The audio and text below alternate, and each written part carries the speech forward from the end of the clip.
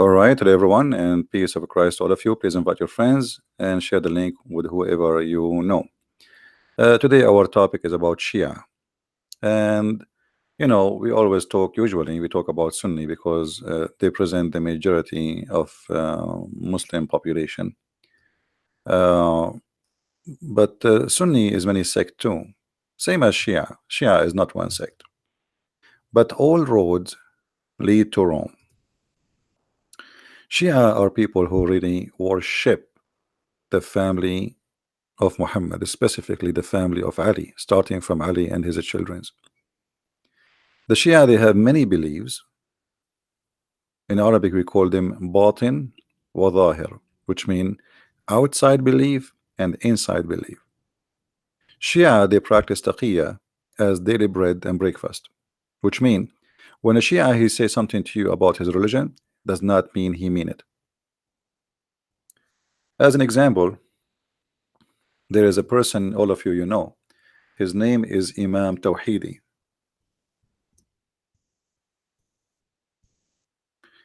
Imam Tawhidi is a great example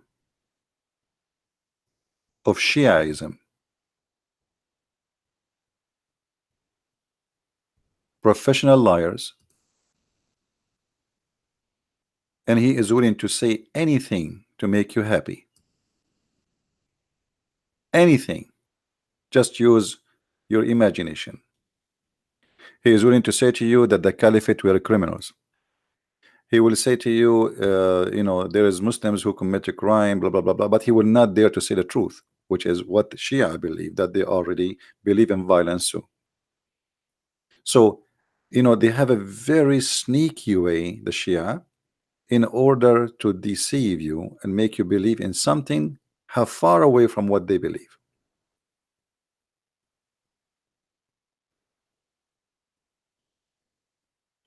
So they have two belief. They have outside belief and they have an inside belief. Outside is what you will hear from them.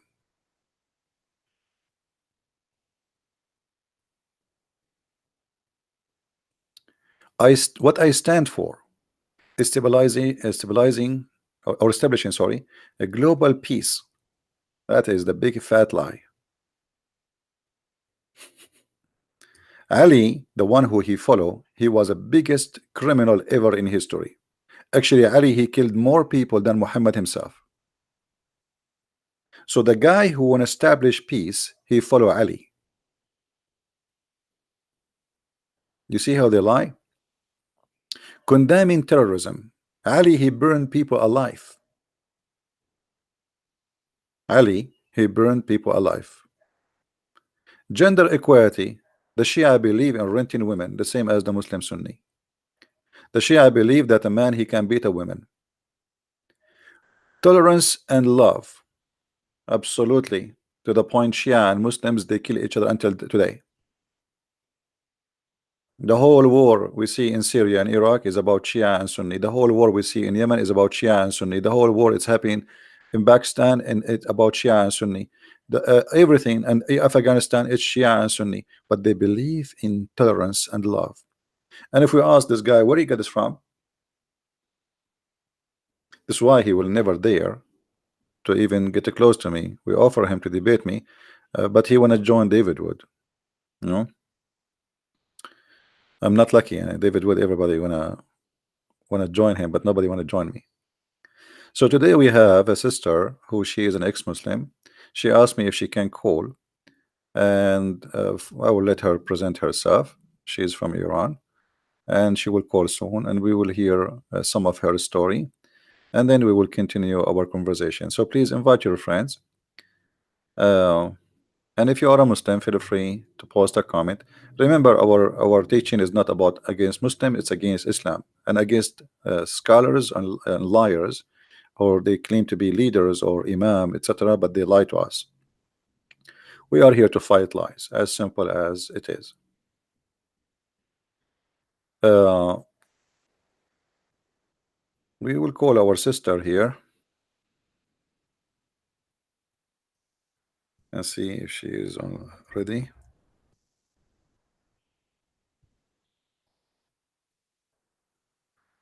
If you look with me in the screen, enhancing education.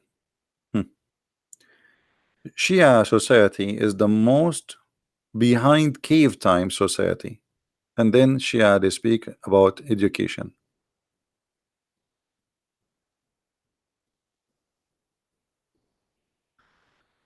All right, I think our sister, her name here, Shahbaz, Shahbaz. I don't know. So we will call her. Let's see, Shahnaz. Sorry, Shahinaz. I think.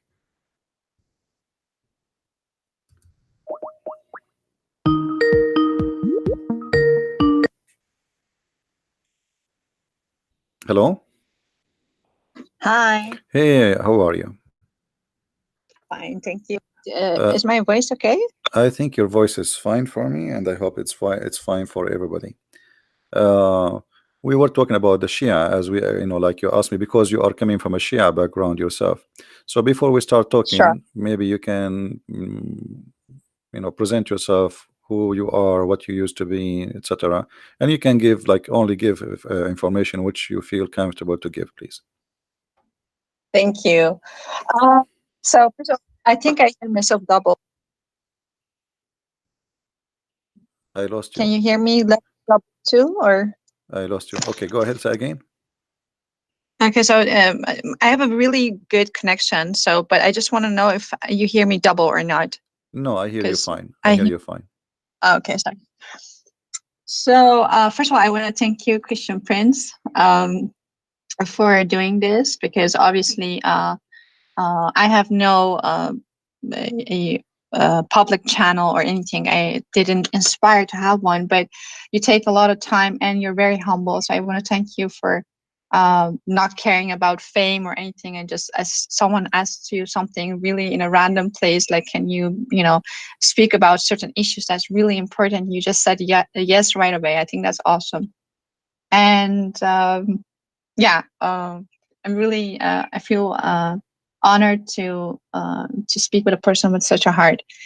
Um, about me, I was a born Muslima child. I mean, like, I never chose to be one or be born in a family or in a society that would dictate Islam as the norm, not as a choice. So I went to a Islamic school in the Middle East, and from in Iran. This is where I was born, and from a very young age, I remember creeds like "Marg bar Israel" and "Marg bar America," which is held to, or death to America and death to Israel, Mhm. and certain stuff. But as a very early age, my mom shunned Islam because it was just in before that, it was some kind of a cultural Islam that Iranians didn't know. They thought it was such a good thing, and you would kiss the Quran and you would put it aside and everything, but you would try to be your inherently, created person that God created to be good, in a, in a fashion or sort. They try to be good people. But in the 40 years ago, Islam came to Iran as some kind of a modern. It was modernized by Khomeini, and it was a very different concept. But so Shia Islam for me as a person, of my background, my mom, kind of was in a very caliphate kind of, in the name of republic, but caliphate kind of way, came into Iran, and we flee Iran. So my background is just 8 years in a country that was Islamic. After that, my mom went totally. She said, if this is God, because in Iran you say Khoda Hafiz, which means may God be your protector. When you say bye, that's our bye. Mhm. And I remember that I was 16 or something. I said that to my mom, but we were already in Europe living here. And she said, may a dog be my protector, but not God. So that was how angry she was at Allah, because she read the Quran and she was like, and the Hadith as much as she could. And was very rare in that time to see what this whole thing was. Why was everything changing? The universities, she wanted to go study law, but that was just closed up for 2 years. Everything was closed off, and she would hear the most strange things ever. And so she left Islam, and we flee Islam, my mom and brother and my dad, to the West. So after that, I like started like going, yeah, as any other kid going to school, but particularly I went to a Christian school, which was really awesome for me. But then again, after an age of 18, I traveled back to Iran, and I was really interested in the Middle East and the culture, the classical culture, because it was all intertwined with Islam. So I started this whole path on Sufism and Molavi and Shams and all these people, which was all from the East, Far East, influences from the Far East, but it sounded like better than Islam. It sounded some kind of a self-actualization through, spiritual practice of some sort. But then again, Islam, after study, like the last few 7 years, I've been listening to people like loads of people like David Wood and other people, and I've come to understand real Islam through people in the West, which is awesome. And then I came across you, and I was like, the things that you say and the things that you know about Islam is so deep. It's so deeply. I mean, like, it's not that Islam is deep, but you go deep into the to the adultery, to everything that is really. If people would know this, Iranian people would know this. Actually, what you're saying, it will just like kill a lot of it for them. In their minds, at least in even 1 hour. So I'm really excited because I think a lot of people could listen to this after the translation and actually come to see what, like, who was Khadija. Like, so I just want to go with your title because I saw that you changed the title to Shia Islam. So you are, free to start whatever you want to start with. And I have a lot of questions about Shia too, so we can do that in that format if you like to. No, So I this was promise my you. I promise you. Don't tell me. Actually, you wanted to tell me the topic. I said, don't tell me. Right? Just give me the question. So yes. I keep my promise. Yeah. What is your question? Go ahead. No problem. Yes. Okay. So, in Iran, we have this very weird concept about Khadija. We think we have been, taught this for years now, decades, that she was a very, we say woman. She was a very good woman.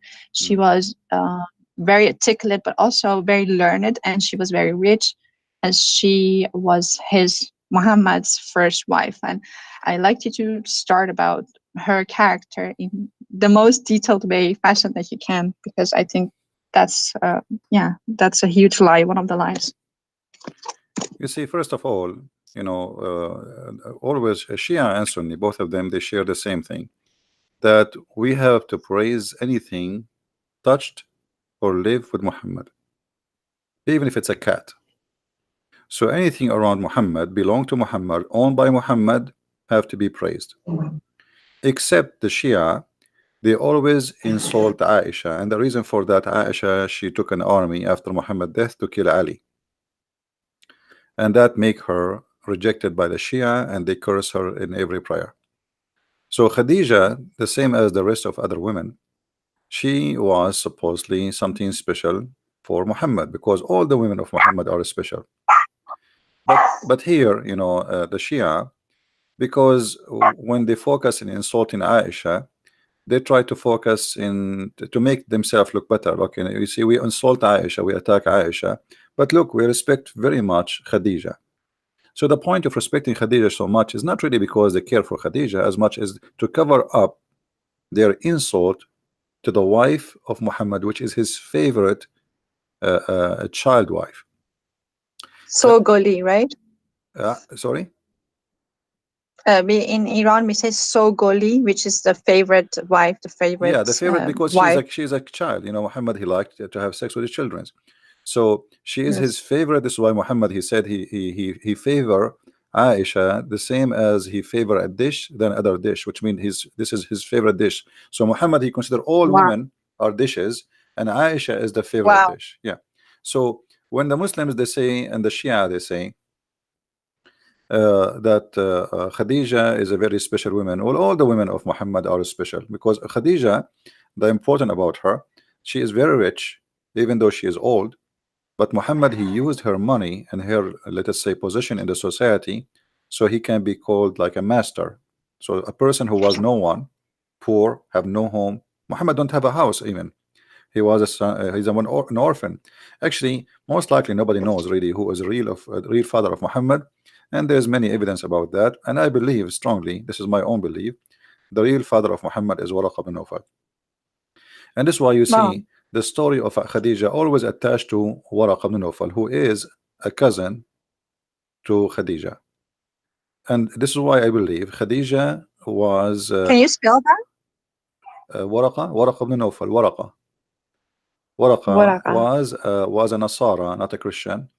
You see the Quran, if we go in the Quran, we will find that not a single place the Quran says the word Christians. The Quran call us Nasara. And we as Arab Christians, we never use the word Nasara. We do not know even where this word coming from. Let us say, generally speaking, unless you are a very educated person to know. So if you go in the Quran, you will find only the word Nasara. Okay, but who are the Nasara? The Muslim, when they translate the Quran, you will say they will see they translate it as a Christian. In fact, they are not Christians and they have nothing to do with the Christians. And even Muhammad, he called the Right, we're Jews. sectarian, right? Nasara is a Christian cult, which is the same as Jehovah's Witnesses today. They are not Christians. And yeah, they're sectarian. yeah, in the same way, you know, for Muhammad, he don't even know how to call the Jews, so he called them Yahud. But Yahud are Yeah. not really the name of the Jews. How you can call them Yahud? Because even the word actually in English Jews is not really accurate, because Yahud is, you are talking about a specific group of the Jews, not the Jews. Yes. So Muhammad, he do not know how to call the Christians. He misquote the name of the Christians, misquote the name of the Jews. He called the Christian Nasara, he called the Jews Yahud, and both are wrong. Now the Muslim, they say, including the Shia, that What Khadija, is she the right? was What would be right? The right phrase for Jews, according to you? but, the Israeli, because simply they are the Ah, children of Israel, exactly. you know. Yeah, uh, like Jacob's name. You know, that's how the yeah, tribes tell. actually Yeah. even the Quran kept them, called them that name many times. But Muhammad, when he want, he called them Yahud. When he Yeah. want, he called them the children of Israel. And So what does that mean? Food. Yahud is coming from the Yahuda, you know, the like there is a maybe we Who can make a betrayed sections. Jesus? No, no, like there's a tribe. The Jews, they have a tribes. So uh, every tribe have a name or have, let us say, a title. So Muhammad, obviously he cannot differentiate between a name of a group and the belief, because Yahud is not a belief. Yahud is Just not a a belief. tribe. Yeah, Yeah. it's a group of people who belong to like um, Certain tribes. Yeah. a tribe, or let us say an ethnic, or etc. But the Yeah. Yahud is not all the Jews are Yahud. You know what I mean? So not all the Jews are Yahud. So what do you mean when you say Yahud? So and the same when they say the Christians, they say the Nasara. There's not That's even a single Christian is a Nasara. So who is a Nasara? Nasara simply are people who are rejected by the Christian at that time, who they became, let us say, extreme in their belief. And this is where Muhammad, he started getting his ideas. Like the Nasara, they It's believe some sort of Arianism, right? they are what? In it is this whole Nazarene stuff is their beliefs, but some kind of a Nasara. Arianism. Nasara is a word mean poor, poor. So they call them poor not because they are poor with money, because the Christian called them poor for not understanding the Bible. So they've been called the poor and they are rejected. Hmm? Yeah. Like when you call More so. somebody Yeah. the silly, the stupid, you know. So Yeah. the Christians are polite. No, They don't no. call them But stupid. They I call mean, them poor. I meant actually these people who the Christians, the real Christian followers of Christ, with Sean the Nazarene. I think their belief, in what I have read about them, was that there was an influence of Arianism, Well, it's a which is also very. this is a mix of many belief at that time, Of, and those Nasara is kind of a mix. So they kind like they have a some from from many cult. You see what happened in the Arabian Peninsula, because it was out of the control of the Roman. Anyone his outlaw wanted, he ran to the Arabian Peninsula. So the Jews too, they were outlawed by the Roman. Why? Because in the year 614, the Jews, they helped the Persian, and you are a Persian, they helped the Persian to occupy Jerusalem. When the Persian occupied Jerusalem, they slaughtered all the Christians inside and they burned the holy church. So Really? yeah, and this was in the year Okay. 614, and actually even the Quran speak about this incident, where the Quran says that the Roman, there's a chapter, it's called the chapter of the Roman. The Roman were defeated, and they are going to be victorious after defeat. So this is why the Jews, through history, they always either go to Arabia or go to Persia. Why? Because both territories is out of the control of the Roman, they become Christians. So if we go to the chapter of a room, we will find chapter 30, verse number 1 and 2. You know,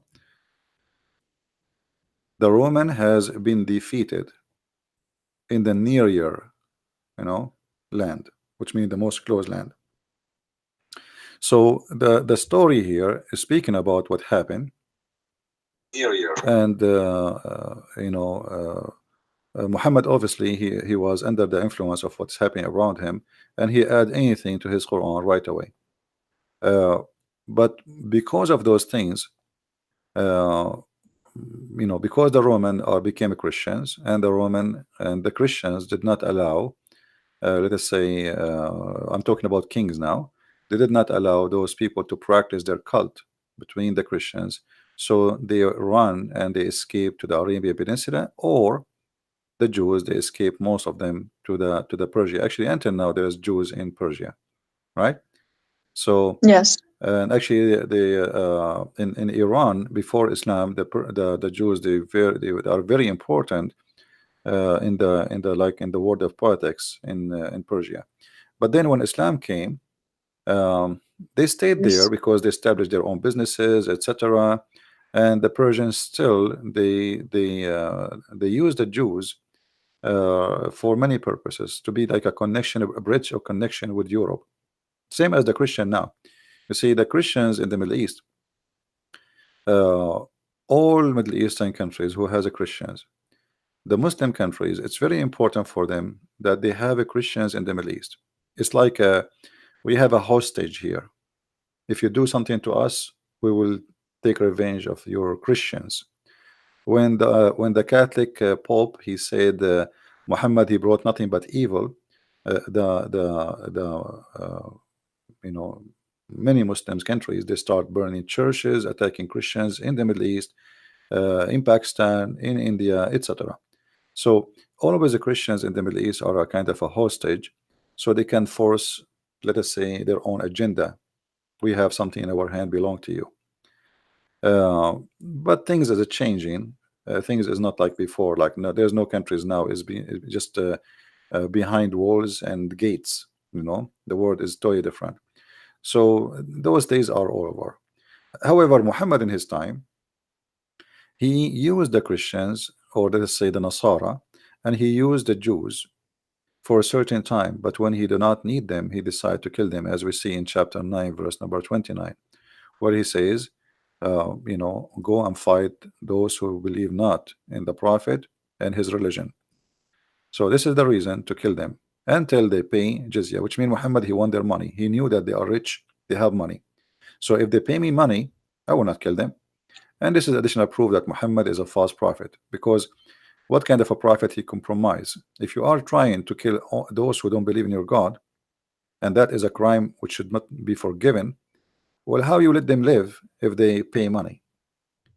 And what is the need of God for money? But this is the money will go to Muhammad. So Muhammad is a person who always use God for his as a hostage. Like, Allah is the puppet of Muhammad. Anytime Muhammad he wants something to happen, he say, God said to me. The same as he made verses about having sex with women with no limit. Of course, yeah.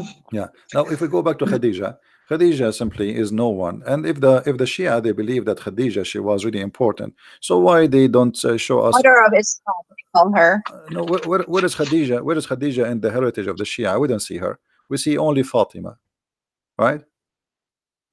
Yeah, but So for her, they will actually kill for Fatima. That's she's just like see, holy. just because She's she seen is as the Maria. just because she is the mother of Fatima, they speak about her highly. And but the fact they don't really care for Khadija, they care for Fatima. Now here, we know that the Shia believe that Fatima and Hassan and Hussein and Ali, they are made of light. And the reason for them they believe in that, if you go and read them, That's why all these pictures in Iran, sorry to interrupt you, but they have so many pictures on the side of the ways, and in every corner, in every kind of shop, there is a picture of some saint of sorts, and their faces are drawn in light. right? This Like is you how, can't actually see their face, but they're all yeah. yeah, So that's exactly how they see them. this is how they see them. Yes, they cover them with light because they are made of light. And actually, Yeah, light is they're more, exactly this. yeah, they are. But even more beautiful, you have these beautiful Persian eyes and everything, but it's very gorgeous faces that you just want to, look at when you see them. Very Yeah, they different draw them, but art for than sure those are they painting were are false. person. Yeah. Yeah. Look what they are saying. Muslim or non-Muslims. Imam Ali, AAS, who was devoted Muslim, did not consider the state of one being Muslim or not as condition for defending the oppressed. For Imam Ali, it was important to establish justice and defend the oppressed and be stern toward the oppressor, whoever the oppressor be. All of this is nothing but a big fat lie. Ali, he killed, he Okay. raped, he Oh, stole. Khamenei, Ayatollah Khamenei have Yeah, said that. and the Okay. one who is talking about Ali, how good he is Al Khomeini, who was killing people for leaving Islam, who was slaughtering people for being gay. You see, the Shia, they have two faces: faces for public and faces for indoor. So for public, Exactly. yeah, in public they say things which is far away from their belief, but indoor the story is different. Kill them wherever you find them, slaughter them, etc. And the Shia, they believe clearly that anyone who leave his religion, kill him, the same as the Sunni, no different. And they So do every day. they do that every day. Every day in Iran, you will see some people, they are hanged either for blasphemy against Ali or Muhammad, or for becoming gay, or if you becoming Christian. So choose one to be killed. By the But way, did you know that you're on their side, on their radar? They make your name and everything. they have my name. You're on their radar. I've seen it in their sites. You're on their radar. They know you exist. I think you're from the CIA. Yeah, for sure. Anyone is against Islam. Yeah, they made a video actually in the Iranian TV about me. This is Yeah. many years ago. Yeah, I saw that video. Uh, anyone who Anyways, exposes back their lies, he is an enemy for Allah. always. They're And now, either a spy from yeah, from and let Israel, us or see they're from let us CIA. see the tolerance of the Shia. So if I go right now to Iran and I stand in the corner says Muhammad is a false prophet, what will happen to me? You will be imprisoned and you will be Executed. accused They will for kill me in the insulting the they will prophet. kill me in the street. They will not even take me to prison. They will cut me pieces. So they say things, this is what Shia is about. You see, Shia and Sunni, both of them, they practice taqiyya. But Shia, taqiyya for them More. is a style of Yeah. life. Like you have to do taqiyya in everything, anything, even with your wife. There's tons of videos. Especially with your wife. They call these people, these akhuns, these people, and they ask them advice for marriage, and these idiots would actually say, just lie to them, say you will buy them gold and don't buy them gold, and this so simplistic, as if that will solve the issue. As if women just want one thing, they want gold, and they're stupid and dumb enough to just want that. And the other thing that is, they say zat zan, that it's in her thing, she's made of it, is jealousy, and she will make everything, like she will break everything with her jealousy, because jealous women go to hell. I mean, like, I hate them for all these lies. But go on, sorry. Well, the Shia, actually, they don't respect women at all. At all. Way more than the Sunni. The Sunni don't respect women too, but like if you go to the books of the Shia, as an example, if you go to the book of Al Kafi, which is like equal to Al Bukhari for the Muslim Sunni, in volume number 5, page number 500. Let me hold on. I don't want to give a wrong number. I don't remember exactly, but it was 500 something.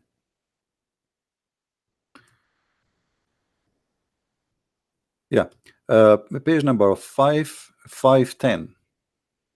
Okay. Okay, I just open it. So the Shia, this is Shia, this is not Sunni, so Shia cannot complain. The Shia, they believe that women, when women she get older, she lose the best of her good. She have two part. She have two part of her. One part is for evil, and one part is for her beauty. And when she let me translate in English. I will use Google translation here. Let us see.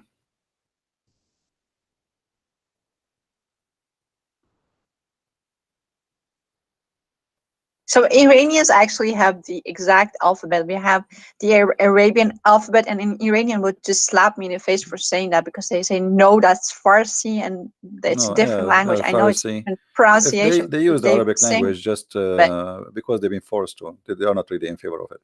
Here you see the yeah. Messenger of Allah said, oh, let us see what happened to the translation here. That there is the women when she get older. Okay, he said if a woman grow up in age, the both end of the better side goes, and her evil remain. I don't know if you can see the text. Can you scroll up a bit? So if you are a woman and she like you are, and who's an old woman here? An old woman is not really an old woman. Old woman who she cannot have babies, and she is not pretty as when she was young. So that the good part about the women, and the rest is not is a pure evil. So women in for the After Shia, her menopause. huh? After her menopause. After she don't have menstruation no more. So what is the use of the woman? Menopause. Yeah, what is the use of the woman? Nothing, because she cannot have No. babies, and she is not beautiful. Motherhood is So the only thing in Islam that has some sort of respect. So from women, you're upgraded when you're a woman. Sorry, when you're a mom, and then you actually get to dictate what your son does and everything. It is a whole sect in itself. But exactly as you say, women are just sex objects. You marry your position, your yeah, sex but object. That's what women are. remember they Yeah. said to you before that they respect too much Khadija, correct? Yeah. Okay, well Khadija now she become older. So what is remain of her when she's old? Her evil part, right? That's what it says. So Wow. this is how they lie. You know, Shia is Wow. like is a collection of Tom Oh and my Jerry God, stories. that is so inhuman to make a woman who's older turn her into the evil part. So you actually have an excuse to, the Jews have 600, in the time of Jesus, they had 600 reasons for divorcing a wife, which would salty food would be one of them, the requirement. And this is actually even more evil than that. It's the same in a sense, in the same spirit.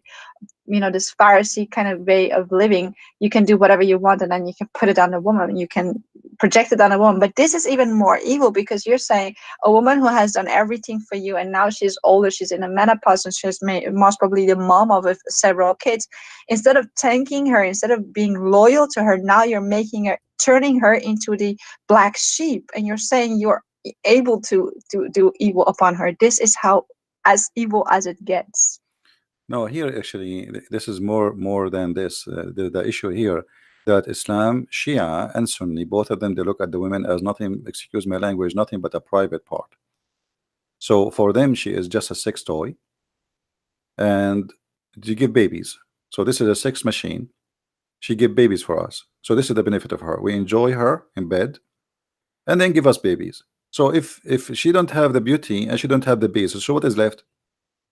So what the Muslim Shia and the Muslim Sunni agree, that she is nothing but an evil sex machine. And if she lost her beauty and she cannot have babies, so what remain? The evil, because this is what she is. So there's nothing Oh, good. There's nothing good on the women. So this is how they lie when they say, okay, we respect Khadija. Well, Khadija, she was an old woman already. Actually, the Shia, they but say that Khadija was, she was the master of Muhammad, because I think he was her sex toy, and I think she was so rich and so influential. If he would come with these ayahs, with these surahs, he would be beheaded by her. But yeah, okay. When she died, he came all with all these revelations, new but you know, revelations about what a woman is in her older years. Muhammad, he married Khadija, she cannot have kids. So the Shia, when they say Fatima, she was the child of Khadija, this is a big fat lie. Wow. Yeah, because Muhammad have no children. Those are the children of Khadija. You know, if think about it, Muhammad, he have a child from Khadija. Okay, he married 13 women and he slept with tons of slaves after that. He could not make one of them have baby, you know. So Muhammad They have say no they all children. died. That they No, say no, they no, all no. died at a None very of young them age. died. The Maria the Copt, she get pregnant from her cousin, you know, or from people sleeping around because she's a slave. You know, you have no control of her.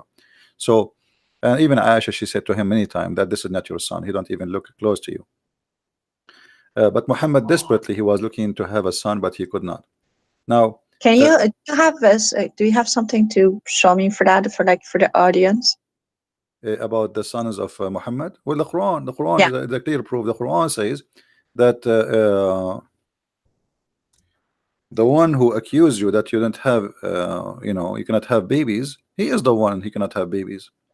Chapter of Al-Kawthar, chapter 1:8, verse number 1, 2, 3. I mean, it's funny to call even this one is chapter. Look, it's just a few words. All of it is about Muhammad. He don't have a private part. A man, he said to him, you don't have a private part. Allah, he get involved, and he said to Muhammad, don't worry, be happy. We give you Al-Kawthar. If we go and check Al-Kawthar, we will find Al-Kawthar is a river which is very white and sweet like milk. What is the relationship between a guy accusing me of not having a private part, or my private part doesn't function, to promise me with a river which is sweet, white like milk? This is a sperm. And then he says, because the sperm of Muhammad, he have to be sweet, because he is a the sweetest ever. Then therefore, praise Allah for a sacrifice for him. Sacrifice for what? What happened exactly? Because he gave him a river in the heaven. What about you make him now having sex and have babies? And then, and the one who make you angry, Muhammad, actually he is not making him angry. He is making fun of him. He is downgrading Muhammad. He's insulting Muhammad. He will be cut off. Okay, cut off from what? Cut off from what? He will be cut off from having babies. Change the translation right away. You will find the translators. This is why we say never trust a Muslim translation. Never. They lie. We change the translation. Look, there it says from the hereafter. Here it says from having children. Do you see it? So the whole story, So he was people are making fun of someone who Muhammad. was obsessed with himself because he had this defect, and men, for men it is you are money. You know that this is very Yeah. important to a man. So he like, okay, that's huge to know. I never knew this. No, I think many this is me why don't know Muhammad. This is why Muhammad. He says, "I was the most weak person between all mankind in sex," and then I invoke my He God, was Allah. bragging about his sex all through through the Quran and Hadith. Well, That's also a he reason. brag No about it. normal person brags about their private life, He right? brag. No moral person. No, he brag about it because he's trying to cover something he believe it's missing. You know, that's why he brag. And Muhammad, he said that I was the most weak person between all mankind in sex until Allah, I invoke Allah, and he sent me a dish of meat, al-kufayt. I ate it. I get the power of 40 men. So even this miracle is very funny. I mean, if the Muslim, they say if Allah wants something to be, he say be, but Allah could not fix the private part of Muhammad, so he need to go to the kitchen and make shish kebab, and he sent it to Muhammad, and Muhammad ate it, and then Muhammad then boing, he's good to go. All of Islam is like shish kebab. Yeah, Islam is a collection of stupid story. Additional to that, the Muslims, because this is your interest about women, the Muslims, Shia and Sunni, both of them, they believe that women, she is created for sex. If you, there's a book, it's called Al-Khisal by Al-Shaykh Al-Sadduq. Al-Khisal. So this is Shia book, not Shia, not Sunni. And by the way, Sunni, they agree with that too. So there's a hadith where it says that Allah gave the women 10 part of a sexual desire, one of it only for the man. So the man have only one sexual desire, or let us say joy, when he have sex. The women, she have 10. And then and then he says, but because Allah, he made the women shy to say her desire, she don't say it. So they always, they view the women, actually let me find it for you. Always they view the women as a sexual entertainment. But Okay, also someone who there we doesn't go. have control, right? Yeah, the women, Allah, he made her in such a way. So he says, let us translate to English. Hold on, so people can read. Oh, I don't know what happened. We say translate, it took us to something else. Let us check. Yeah, I have a million questions, so sorry for keeping you from your topic. Yeah, no problem. It's okay. All right, here we go. We switch to English. So look what it says here. This is the book of Al-Khisal, page number 438. Here it says, in the authority, etc., etc., it says, Allah made, yeah, the translation is not good, the women sexual desire 10 times when she have sex. She have 10 sexual desire, and one only for the man. But because Allah, he forced modesty in the women, so she cover her desire. You know, she don't talk about it. All right. Yeah. Okay. So this is how they view always the women. And this is why Muhammad, he brag about his sexual desire, but no women she brag about his sexual desire. Allah has made love 10 parts. What does that even mean? 9 of them in women and 1 of them in men? It's Well, just so he gave the poorly women, written. he gave the women, this is why Muhammad, he says the women, she have 10 private part. 10 private part. One of them is her What does private that part, the one between her legs. The rest are her hair, her voice, her eyes, all of them. Women, she is always a private That's part, why understand? we have to cover up all these parts, Yeah, right? because this is when she get married, she cover only one, and the rest is still exposed. So she have to wear the burqa. You know, when a woman she marry, only the private part between her legs is the one is covered. And then the Muslims, actually the Shia, they go farther. This is why I have my book Sex and Allah. People can read it. The Shia, they exaggerate and they speak about they are obsessed with sexuality, obviously. So they claim that the women, because their imams, they told them that women she have 10 sexual desire, and if the women she got horny, she can really do what 10 men cannot do. All right. So let me find this.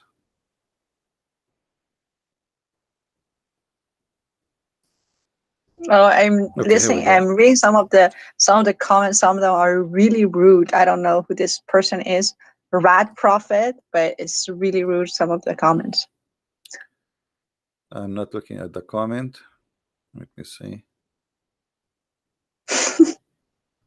They obviously are. All of them are over sex, and everything they think about is sex. Well, Obviously, he is gone. these kind of He people. is history. No problem. Don't worry about them. Don't look at the comments. Here you will see. It says here Amirul Mu'mineen. Okay. Here, look what Amir al-Mu'mineen. This is Ali. Ali speaking to Al-Hassan. This is not someone else. They say to you that we respect Khadija. Okay. إياك ومشاورة النساء فإن رأيهن إلى الأفن وعزمهن إلى الوهن وأكفف عليهن من أبصارهن بحجابك إياهن فإن شدة الحجاب خير لك ولهن من الارتياب وليس. Now those who speak Arabic they can read. So Ali is saying to Hassan, Al-Hassan his son, never take an opinion of a woman, because their opinion will take you to be destroyed, and will make you weak. Never take their opinion. And then you Wow. have to cover them. You have to cover them from all eyes, which means nobody can see them, by wearing the hijab. And the more hijab you put, the better for them, which means the more you cover them, the better for them. And then he says, and they should not allow anyone to enter upon them or to get out, and never trust them.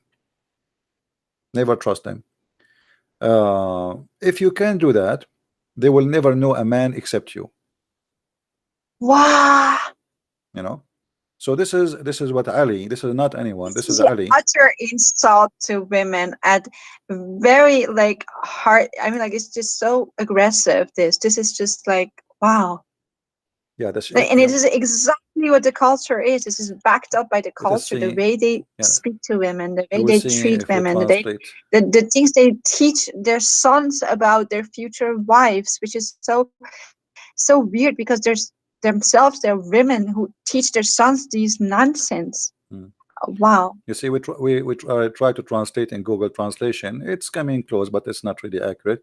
So he is warning Hassan. Ali is warning Hassan. Never take a consult with women because their opinion will destroy you and will make you weak, and they have to always to be covered, and they should not know any man except you, and this is the only way to make them know only one man, which is you.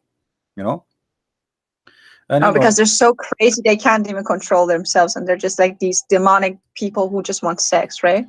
No, the reason, you see, the reason is to say such a thing. Like if you cannot see any man except a one person, then you will not see how bad he is if you cannot compare him to other men. You know what I mean?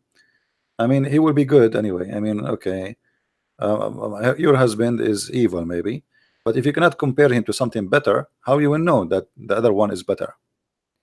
So the advice is, don't let your wife see someone else, so she will never recognize something better than you, and she will never know a person except you. Yeah. Yeah, put her inside her burqa, and then she will never see anyone except you. So but female mutilation and everything that comes from it is all from this idea that we have these 10 parts, and all we do is think, and we are just uncontrolled, because loads of us come, actually, according to what I've understood from what you tell people, is some of us are even made from kind of like some demonic being, or come from hell or whatnot, and just like we're just like creatures less than what we are in actuality. So we have to be controlled, we have to be treated this way, and we are seen for something that we are not. And the whole society is the whole society in Iran, and the biggest society, I think, problems between this Islamic society is this whole obsession with sex, which you see left and right everywhere. Because Islam is a sexual cult. Everything in Islam is based on sex. So this is why we cannot really we cannot be surprised why they are obsessed with sex. Let us, if we go and see, try to find what the Sunni, like the Shia now, they said 10, she have 10 desire. The Sunni, the Muhammad, he said, according to the Sunni, she have 99 desire. Actually, some Shia agree with that. So the women, she have 99 desire. Let me see if I can find it. Oh God. Yeah, the women, she have 99 desire. And that's why they call us Jadugar. They call us all these Afsungar. And Persian people who listen to this, they know what these terms mean. We are some kind of a beings. We can bewitch man. That's how they think of women who are very sexy and stuff. Yeah. I'm trying to find the hadith about the women. She have 99 sexual joy. And here you notice, Muhammad, how much expert he is, and how many the women, how many sexual joy she have. This guy, he have a degree and he study women carefully. Let me just see this one. Okay, let's see here.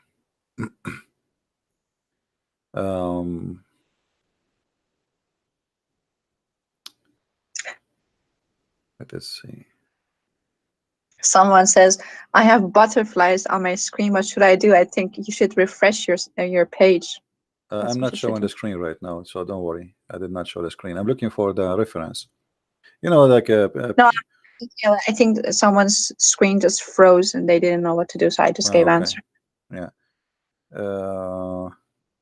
You see, like if you talk to a different person, he will take him a year to find reference we are talking about. And for me, because I memorize it in my head, I'm trying to find. You're the king. Well, I do my best. Let's see. No, I've I never seen found. someone like you destroy Islam the way you do, utterly destroying it. Well, Islam is very easy to destroy anyway. I mean, it's a stupid cult. No, you're just too humble. It's not that easy. You're destroying it, but everything that God gave to you, of course, it's God gives all the grace, but it's just amazing. But go on. Let us see here. But this one is a Google book. We can translate to Google to English. We need something which is can be translated. Um,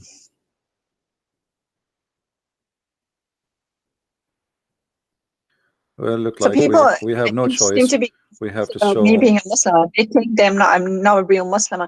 For people who didn't understand or get the intro, I was born like a child Muslim. So I didn't even know what life was at the age of 7. When we left Iran, I was 8. So I've never been practicing Islam in that sense. I was a cultural child put in a situation, in an Islamic situation. I wasn't even brought up as a Muslim.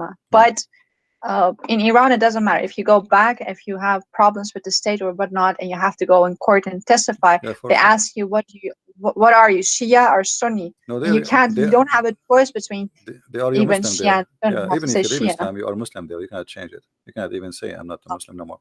Here, this is the book Yeah, of Faid they call you al-Qadir. more times if you do that. But you go on. Sorry. This is the book of Faid al-Qadir.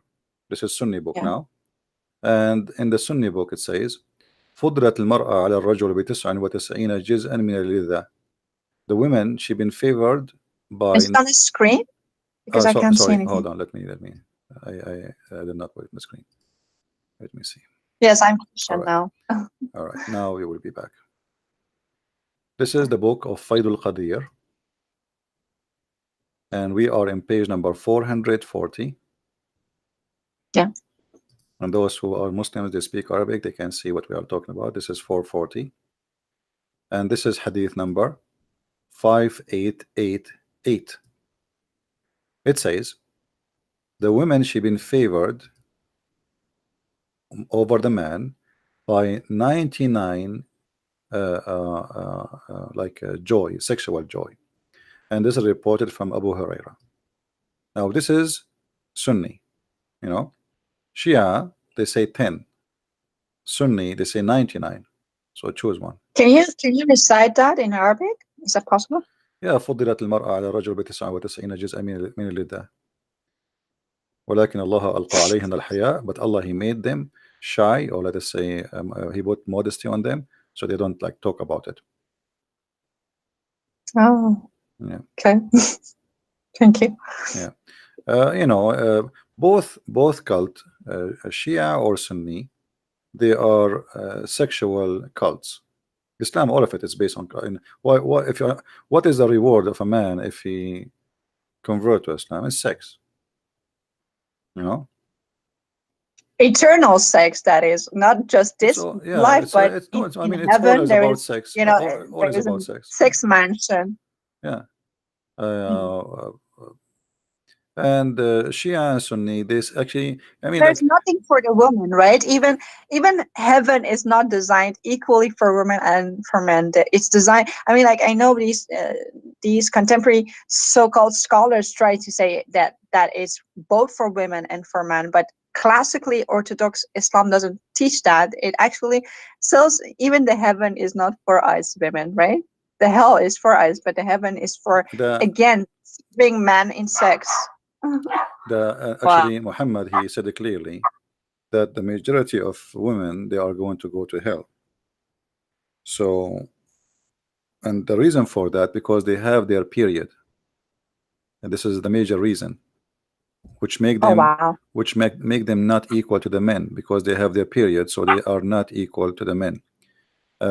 This is the hadith of Muhammad. He was saying, "O women folk, you should give a charity and be diligent in seeking Allah and forgiveness, because I have seen which means the way he went when he went to heaven, he saw that doers of hell fire are women amongst them.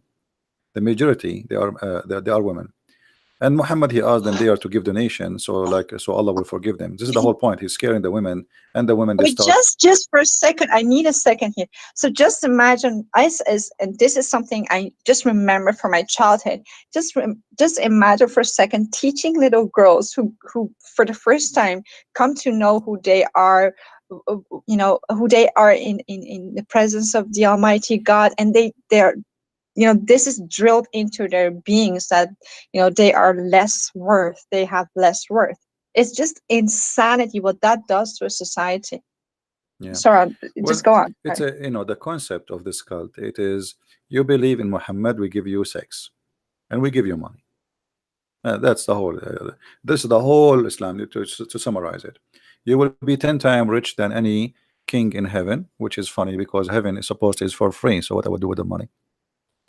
But Muhammad, he said, in the heaven there is a market where you can spend your money, and in the market there's images of men and women, and if you like an image, you can pay and have sex with that image. Uh, and this is the whole idea, of Islam. What is the reward? If I go right now and I join Hezbollah or ISIS or Al Qaeda, what Allah will give me? Sex. That's it. A lot of Women, sex, yeah. endless sex, Not, you see, or whatever your right hand possesses, right? That means endless.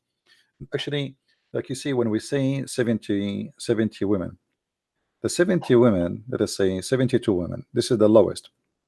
Every woman, she have a 70 wasifa, which mean maid. And every wasifa, she have another 70 maid. So what is the total? You have thousands. This is for the lowest Muslim. For the lowest. Yeah. For each one of them, she have 70, and the 70 have 70. Muhammad is stuck with the number 70. So the whole cult is about sex, and always this cult put down the women. As you see, women, when she get older, the good part of her is gone, which is babies and sex, and then the bad part is the remain, which is evil. This is why Muhammad, he claimed We're just machines. We just give you babies, and then you yeah, get to cause demonic. Muhammad, That's what he said, you see, the Muslims, they say the Christians are funny when they claim that they believe in the original sin, right? This is what they say. But look what Muhammad, he said. The prophet, and not only that, I saw like that and etc. They say the Christian, they blame Eve in the Bible for the sin of Adam. That's not true. God, he punished them both. He did not blame one.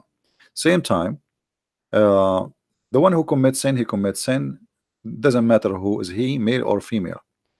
But look here what Muhammad said. The prophet said, where it is not for Bani Israel, which means the children of Israel, meat would not decay. Muhammad blamed even the Jews for the food is damaged in your table. And then he says, and where it is not for Eve, no woman would ever betray her husband. So Muhammad teaching the Muslims that all women are the same as Eve. And Eve, she was a bad woman. She betrayed her husband. And actually, he used the word in Arabic, khanat, the one who cheats. But this is their pride and joy. I see these modern scholars defending this notion, saying, well, you Christians, you believe that Eve was the one who actually, deceived Adam, but we Muslims, we don't believe that. We believe that Eve and Adam and Eve were equally sinners. But this is so not true. Then what you're saying is proving the opposite. You see, Muslims, when they say things to you, they bet in you. But this is actually the opposite from the truth. Why would they do that if they're proud of what they like? If you and I would speak about the Bible, I don't know about you, but I'm really proud even about the Mosaic law. I'm like, wow, that's so just, that's so good, that's so holy. I don't have to hide it. But this is also a proof that they're even ashamed of what is said here. They try to change it. Muslims, they play taqiyya, as we said. So when they say we don't believe in that, we go and we check, we find that they believe in that. But the Muslims always, they bet in one thing, that you are ignorant, you do not know. And as long as you are ignorant, we can lie and we can say why you believe in that, and because you don't know how to answer them. Like, can a Muslim says to me what they just said to you? They cannot. So this is why here we are trying to fight ignorance. Ignorance is the problem. Do you hear me? Yeah, I hear you. Yeah. So this is why Christians, when they listen to us, they need to take notes, save reference, because those things, the same as they say to you, they will say to them. And if you are not a person with education, you do not know what to say, and they shut you up. You know? But here, Yeah, actually, here you it's notice not even Muhammad. possible. It's not even possible, I think, in a theological way in Islam to critique Islam, right? You have no right to do that, even as a man, not only You as don't a have woman, right but for what? I you don't know. understand what.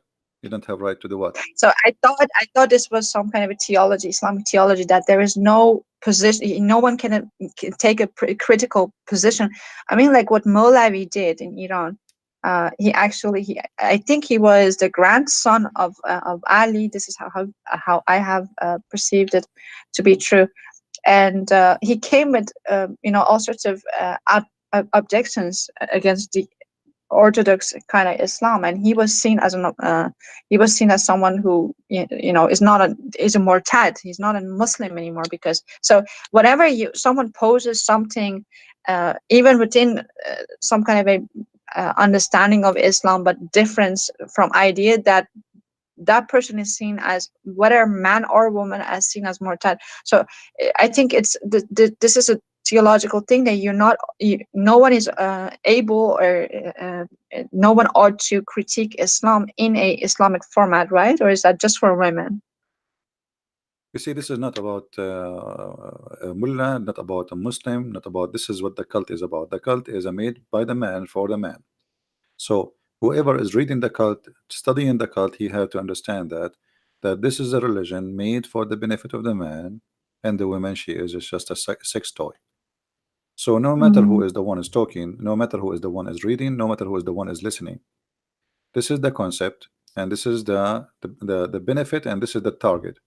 The target is, you believe in Muhammad, you go to heaven, you have sex. Women are made for the man for sex, and in the Yeah. heaven, those women, Allah will even take from them their jealousy, which means you will become a sex toy. You have no feeling. So your husband, he can So sleep can around. I ask you something about Hmm. this jealousy? So they always drill us women in Iran. Jealousy is such a bad thing. You have to control it, because real women actually accept the second woman, stuff like that. They want to, really drag that. But so what does ghairat mean? Like, do qayyur, ghairat, when you Ghira, actually, yeah, Ghira is jealousy. no, well, ghairat is jealousy. Yeah, the Ghira Okay, is, so I thought Khairat means what we believe in the Christianity to be zeal for God, righteous jealousy what God has for us. yeah, jealousy have Does many Islam meaning. have a Jealousy have many meaning. Depends, you are jealous about what. A woman, she can be jealous from uh her husband. He's talking to some women. So so but I mean, like, when the man is actually becoming Ghairati over the woman, that's seen as some kind of a good thing to have. That is, it looks good at a man. But when a woman is getting jealous because righteously her man is looking at a other woman, or he wants other women, he is thinking about other women, we are called jealous for feeling that. It's so unfair, that the whole thing is so the utterly jealousy, unfair. the concept of jealousy is about owning something. So since we are childrens, when we are childrens, if I have a toy and I am a child, and then another kid, he come and he play with it, I remember that this is my toy. So I want to take it from him, and maybe I will cry, or even I will beat him to take it back. So jealousy is the desire to own, not a desire. It's not really a good desire. It's about owning the person or owning something. So some people, when they marry a man or a woman, when they marry from somebody, they say they are very jealous. Why? Because they believe they own you, you belong to them. So you cannot even talk to someone else. You cannot even have a freedom to say hello to someone. If you look somewhere, he will accuse you with something. That is a sign of obsession, of ownership, and not love. This is not love. This is ownership.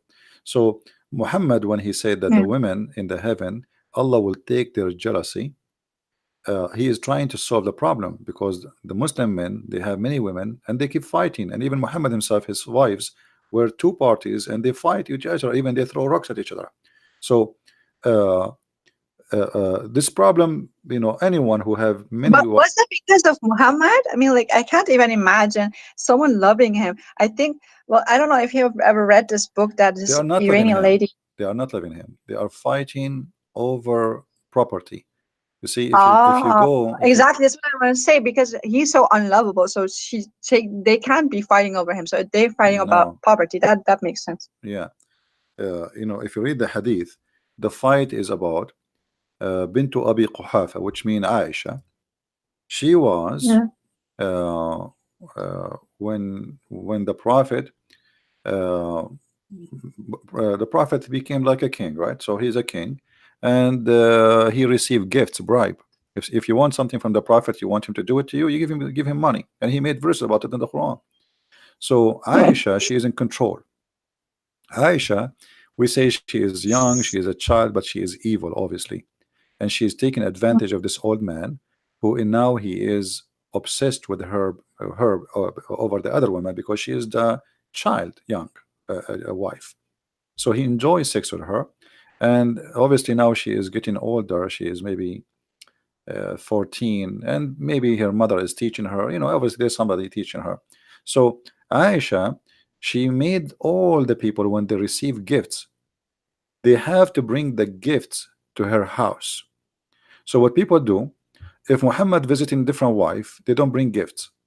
They wait until it is in the house of Aisha.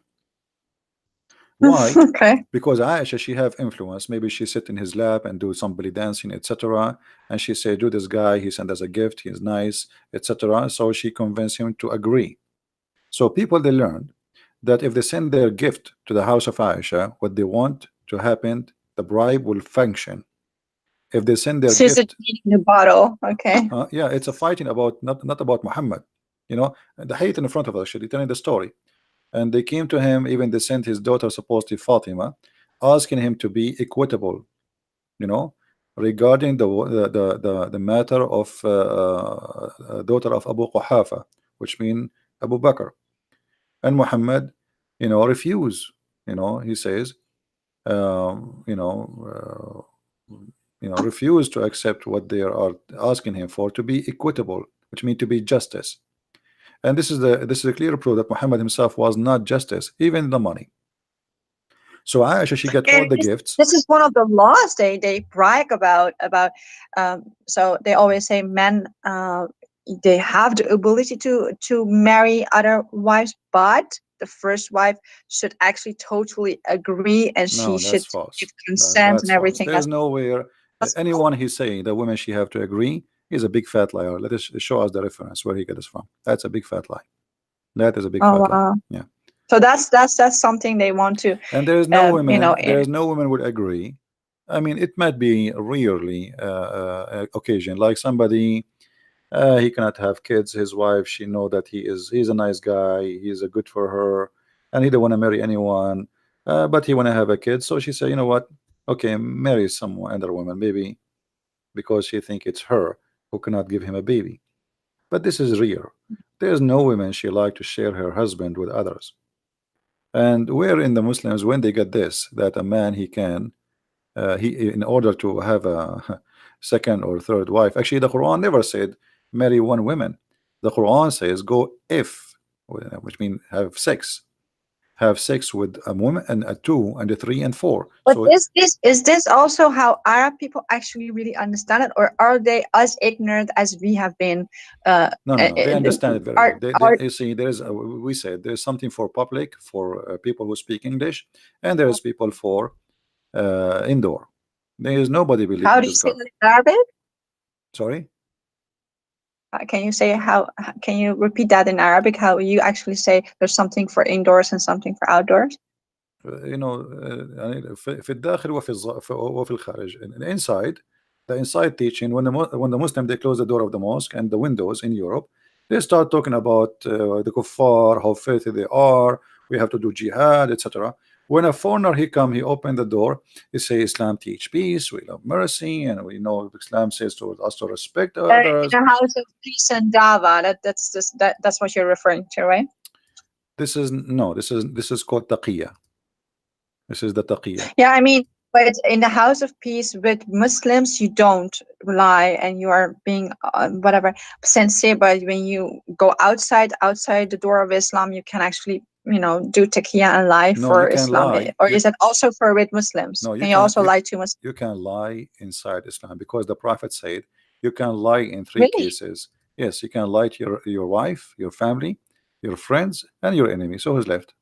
Nobody. This is not in the Who was direct. left? Yeah, who is left? Nobody. But if you go to the chapter 3, number 28, which is the taqiyya is coming from, you will see that it teaches clearly that a Muslim man, he should, when he speak to, for sure, this is when he is weak. As you say, the country which is not his, he don't have control over it. So here it says it's forbidden for the believer to take the hypocrite, and supposedly we are the hypocrite, to be their friends. However, and the one who is sincere, to take them as honorable friends, if he is sincere, seeking honor and might and honor with them by taking the hypocrites and disbelievers as a friend, both he has no connection with Allah.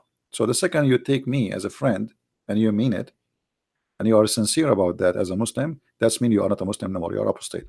So he have no protection, no connection, no honor, no mercy. So the Muslims can kill you, rape your wife, take your money, unless this is the exception. So I thought that. there's an exception. Hold on. The exception is if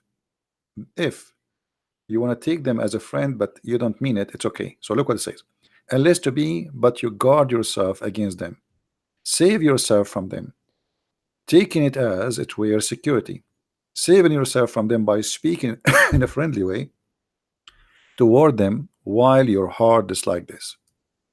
So your heart always should be The this like very that. definition of how to be a hypocrite. This is just That is Islam. exactly that. Islam is about hypocrisy. It's satanic, it is totally satanic. So he can not take you as a friend. But if you go in the West, in America, you will see every Muslim saying to someone who's not Muslim, "Yeah, we're friends," and they invite you to their house, etc., in order to maybe to deceive you and make you believe in Islam. But as you see, this is the teaching of Islam. This is not my quotation. This is not my words. This is Ibn Abbas, the cousin of Muhammad himself. This is not me saying that. And this is, by the way, the official government website of the King of How is Jordan. he a cousin, by the way? We don't know anything about Muhammad's father, even. How can he be Well, this is a what they say. cousin? They say that this is his cousin. His name is Ibn Abbas, and whatever they say, we go with it. No problem. Okay. Yeah, but this is what this cult is about. It's about deception and lies. And you specifically, most of the things you said tonight was about Shia Islam. Someone, Almir, I think she's Iranian. She's complaining about deriving from the topic, but it's all between Shia. This is all Shia Islam.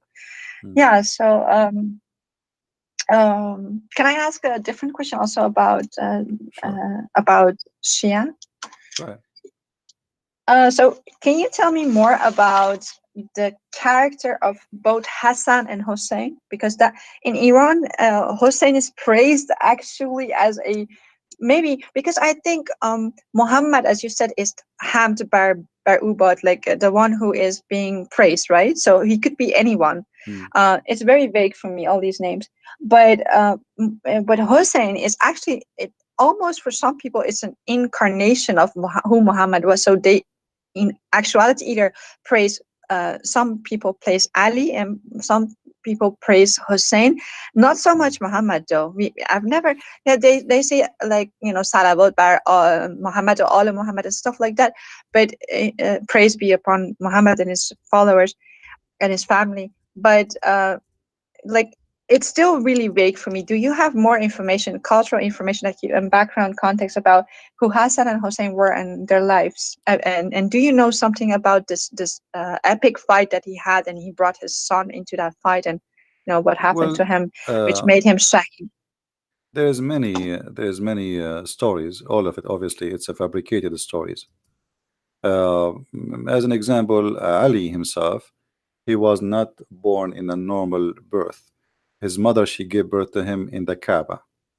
This is Shia stories, this is Shia stories, and there's no source for it. I mean, Shia, they have tons and millions of stories. So uh, uh, he is the only one who was born in the Kaaba.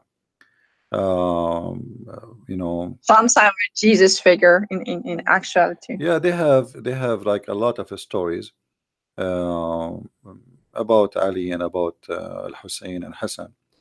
Uh, like as an example, when Fatima, First of all, what they sorry to say this, but first of all, what does it mean, Hassan and Hussein? Can you explain what the names mean? Hassan mean good, like Yeah. good and good. Hassan and Hussein is the same actually. Oh, really? Both, Okay. yeah, both are like Good. the good and the good, you know. So Hassan The and good one. Hussein, like the one is good and the one is uh, uh, the source of good, or let us say um, it's about being good. You know, it's not really too much different. But the Mhm. it's not here that not a problem. The problem is that the Shia, they believe that Al Hassan and Al Hussein, they are created from light, and Ali. Now they don't mention Muhammad too much because simply Muhammad is just a cover up. You see, the Shia don't really care for Muhammad. They care really No, for Ali and his family. But Hussein. Yeah. Muhammad is a cover up to make themselves look like still we are a Muslim, you know. So the Shia, they believe, and they have their own interpretation for everything. So they say that the Quran says that Allah said that Muhammad, he is a light, he's a lamp. All right. And they, Yeah. from this interpretation, they say all the family of Muhammad, they are made of light. They are creatures made of light. They are not human like us. Mm. There's many videos on the internet actually speaking about this issue, that they are really made of light. They are not a human like us. They've been given shape of a human, but uh, they are not a human. They have the look of a human, you know. Uh, and then they involve Al Hassan Al Hussein, that they are the one who can take you to heaven. As an example, let me see if I can find some stories about them. Um,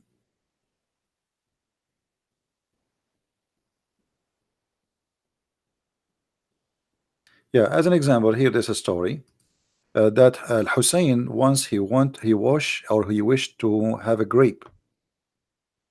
Hmm? He wished to have Yeah. a grape. So what he did, uh, uh, he hit the ground with the like with something, and then uh, different stories says he hit like the column of the tent or the column of the house, and then right away from the ground came a grape and banana, and Oh, he okay. did feed him. But I need to find the reference to see, because we don't like to say something without showing reference. Let us see here. All right. So all of those stories are just to make them gods. They are gods in this earth. They are not a human. Uh, Pseudo gods. okay, here the chapter name is إتيانه عليه السلام العنب والموز في غير أوانهما. Giving him, peace upon him, grape and banana, not in the time, which means not in the season. If we translate this to Google, in Google, let's see, maybe Google will work. Let's hope. Okay. Uh, Giving him the grapes and the banana in non-season time. So what it says here, um, that when the son of Ali he have a great desire for a grape, but it's not in the time of the grape. He hit his hand with the pillar, and then from the ground, brought down from the ground the grape and banana, and he feed him. You know, I So was mimicking Musa in a sense, but in a different way. He hit his stick on the ground, and then things happened. But they hit the stick on the ground, and fruits and like grapes come out and banana. yeah, they have many tons of stories. All of them, they are funny. And who dare even to question, to say this is stupid? Nobody there. Nobody would dare even for a second to say this is crazy. So you have to agree and you have to say this is true, otherwise they will kill you. So Al Hassan Al Hussein, simply, they are they are inherited their glory from being born of Ali, and they are being born from Ali and Al Fatima. That make them made of light too. So all of them, they are made of light. And then the This Shia, is a very dangerous teaching, because when they say in Iran, they have a word. I think it's an Arabic word, but it says "zat." I don't know. Have you ever heard that "zat"? I'm not sure what does that mean. I don't think it's an So Arabic. it's like your intrinsic inherent thing that you're born with. You're born with some. They believe, first of all, in fatalism, but this thing that they easily, when you're in a crowd of Iranians and there's some gathering of people, people easily go, oh, that person zatish kharabe, which is like that person, they have a bad soul. I think this is very, when you explain that they believe in, some are actually made from light, some are made from fire, some are from this place, some are from that place, so all around the world, because their whole genesis is so shattered, so Yeah, I'm they not don't sure have a really what the word they good are concept. saying, but what I know, um, the Shia, they don't believe in them to be human. Let me see here. Muhammad, he said, and Ali agree, that Yeah. Al Hussein is the lamp of guidance. Let's see here. Hold Okay. on a second. He is the lamp of guidance. No, I mean, like, is it so that in Islam they believe some people are not made from a good substance, they're not godly, and Yeah, some yeah, people are. because it's about fate. Muslim, they believe in fate, and you are made already from what you are made of. Yeah. Yeah, you are Yeah. made to go to hell or etc. So if we translate this into Google translation, you will see that those people, they don't really believe that they are a human. Hassan and Al Hussein, etc. It says, I entered the Messenger of Allah, and I have etc. And said to me, Messenger of Allah, welcome to you. And he said that Al Hussein is he is the most beautiful thing in the heaven, in the skies, and in the earth. Most, the most beautiful thing. All right. So What this does Zion mean? zine is like decoration. The decoration of something. Like the best of anything, like the most beautiful Okay. thing. All right. And then my father, he said to him, and how so? How he can be the most beautiful thing in the skies and the earth? Uh, there is someone is better than you? Are you saying that Al Hussein is better than you? So Muhammad, he said, sorry, he answered him saying, and I swear by the one who sent me by the truth as a prophet, that Al Hussein, the son of Ali, uh, there's nothing higher than him in this earth. Wow. Nothing higher than him in this earth. For So it is, they're praising more gods than more than even we can think about. They have so many gods. yeah. And then it says, he said, and it is written in the right hand of the throne of Allah.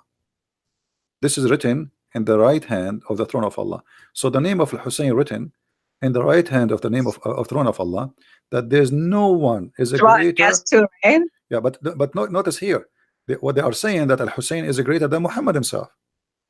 Wow. Yeah, because the question is so simple. They said to him, Which book is this? "Are you saying he is greater than you? You know, are you saying he's greater than you, Muhammad?" What is the answer? Is the answer yes? Right. Because it's written. On the right hand of the throne of God, a lamp of Huda. A lot of what? Wow. So, do you have the verse and the number of this? Yeah, this hadith we can actually, this is the Shia. Let us see. Oh wow.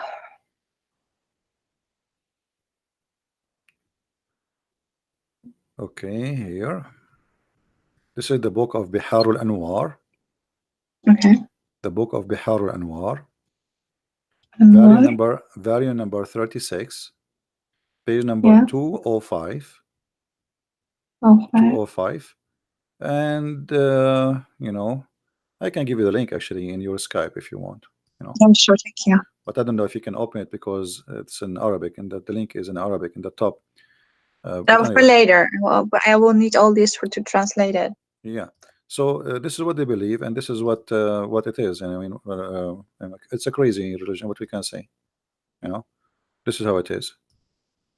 So here you notice how the Shia, they use Muhammad to make Ali family gods in earth, to the point even Muhammad saying that he is the best and there's nothing better than him, neither in earth, not even in heaven, you know. And not only that, if you read carefully, he said that he is the ship of salvation, he is the light of guidance and the ship of salvation. Let us see if it the translation come in here.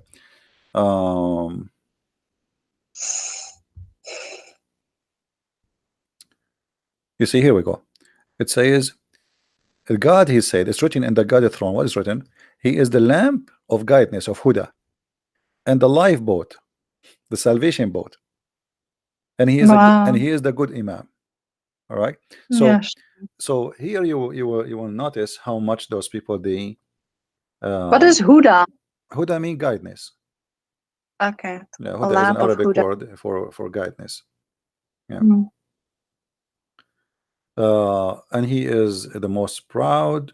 He is the emission for Allah. Yemenite? He was a Yemenite? No, not Yemenite. Not. Well, here. No, Lifeboat, a gift of no. Imam. This is Google translation. You know, Google Oh. translation. Yeah, yeah. Here it says like he is Yaminullah. Yamin, it's the mean not Yemenite. It is like he is in the right hand of Allah. So in the right side of the hand of Allah, in the throne of Allah, it's written in those information. All right.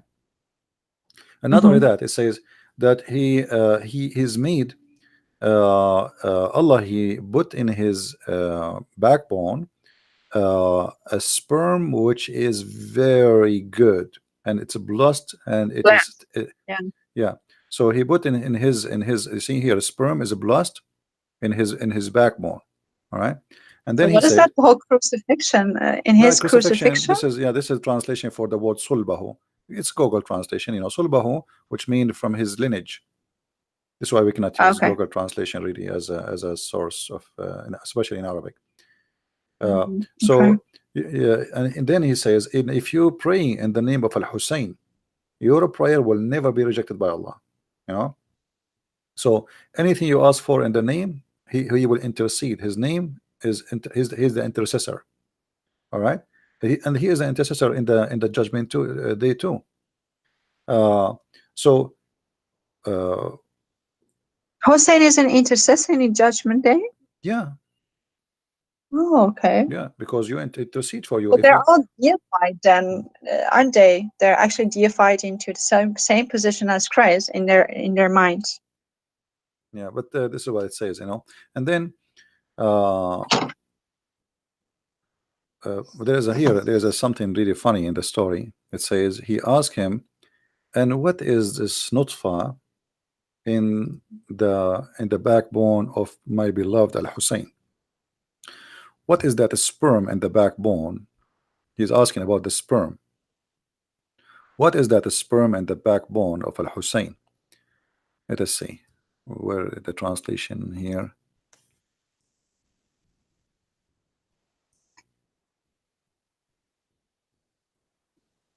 Okay, hold on.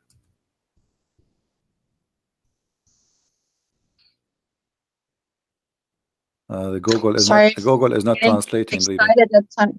Sorry, go on. I think it's getting late for you, right? You need to go, maybe. No. Okay. I just wanted to say sorry if I interrupt you No, sometimes no. and ask so many questions because I'm so, so shocked, and I keep No, it's getting okay. out shocked by you. Like it's Anyway, just so they ask him creepy. about the sperm, which is he have Hussein he have in his back. He said this is sperm is like the moon, you know, moon. Okay. Uh, so this is sperm like the moon, and anyone who follow his sperm, which means his seeds, he will be a martyr, and he will be sorry, he will be doing the right thing, and he will be very wise in the eyes of Allah. Yeah. So here you will see that the Shia, they really worship Muhammad family more than Muhammad himself. Muhammad, as I said, is just a cover. Is like a ticket to get in. You know? So Muhammad himself, he is Hmm. saying that Al Hassan is greater than me. What do you want more? So all these sheikhs are born from these family people, right? Like Muhammadin, Allah Muhammad. Well, none of them actually born from Muhammad. Muhammad have nothing to do with any of them. Those are born from Fatima, the daughter of Khadija, and from Ali. Yeah. You know? Yeah. The So daughter from Khadija and Ali. sorry. So Khadija was you said the daughter from Khadija and Ali. Yeah, because Ali he married the daughter of Khadija, right? So Yeah, the daughter of Khadija married from Ali, and was then not the daughter of Muhammad. they She have was just the daughter of there's Khadija. nothing to do with Muhammad, because Muhammad don't have kids from Khadija, and Ali is not from Muhammad. He is just a cousin. Oh, Yeah. So what the so there Shia, is no bloodline. All of it is a lie. yeah. So what the Shia did simply, they created a lot of stories in order to worship Ali and his family. You know, and they claim that Muhammad said those things. So anyone who will dare, okay, Muhammad, he is the prophet of Allah, he said those things, that Ali, Hussein is greater than me. So if he says that, must be true. This is why you see the Shia, they go and they do Hajj to Karbala, asking for forgiveness from Allah. Nobody want to go to the Kaaba no more, you know, and they pray on them, right? uh, and when Muhammad he says Al Hussein, he is the lamp of guidance, and he is the boat of salvation. I mean, what is left? You know, Wow. he is the boat. So It's a way to, you do yeah. not need Muhammad, you do not need Islam, you do not need anyone. All what you need is Al Hussein. Yes. Wow. Yeah, and even Allah, He wrote the throne in the right side of His throne, that Al Hussein is the guidance, the lamp for all mankind, and he is the rescue ship. I mean, what is left? What is left for Muhammad? First, What is even left for Allah wow. Himself? Because it's not Allah who will save you; it is Hussein, Hmm. right? Well, I didn't know it was this bad. I thought they would deify him to the extent, but you're just saying that this they actually see as Hussein as some kind of a god. Because this whole Ashura what we have in Iran, they slap themselves, they paint themselves for him, and even his name brings tears to the most fanatic people. And he's seen as some kind of a person who gave up his own son. And look at the comparisons to Christ. He gave up his own son in a war. Uh, and he was totally innocent, and he did that because he's only in love. And so people now praise him as the Masum. He was killed as Masum. Yeah, And Masum, each which year mean he is a people, perfect. He's a perfect. He don't commit sin. He is a yeah. perfect person, which means he's God. You know, because the only Mm, one who don't commit sin is gods. So they made them gods. This is why they call themselves the Ithnay Ashariya, the 12 Imams, because they believe that the yeah. 12 Imams are perfect, who never commit sin, not even once. Yeah. You know, so this the family of Muhammad and their descendant enter the 12. They are perfect. They are not a human. They are gods on earth. And the fiction story starts from Al Hussein, and then Al-Hassan, and then the children's after that. It's an inheritance business, you know. Is there something historical that you could point me to that Hassan actually or Hussein actually existed in history? Well, we cannot really, I mean, there's nothing in history, even about Muhammad, we cannot find something to make him exist. You know, there's nothing, there's no source about Muhammad. Where is when, even when the Muslims occupy Jerusalem, if we read the siege of Jerusalem and when the Muslims occupy it, even after that, even the Christian, they never mention a name of a person. His name is Muhammad, which is very strange. Yeah, it's very strange.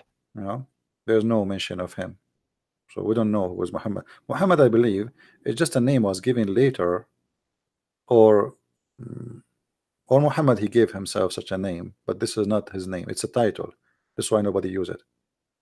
And this is what I said. Yeah. Yeah. So his real name. What does his real name According to mean? Muslim According to books, you, like according to Qasim. Muslim books, not according to me, his real name was Qasim. Yeah.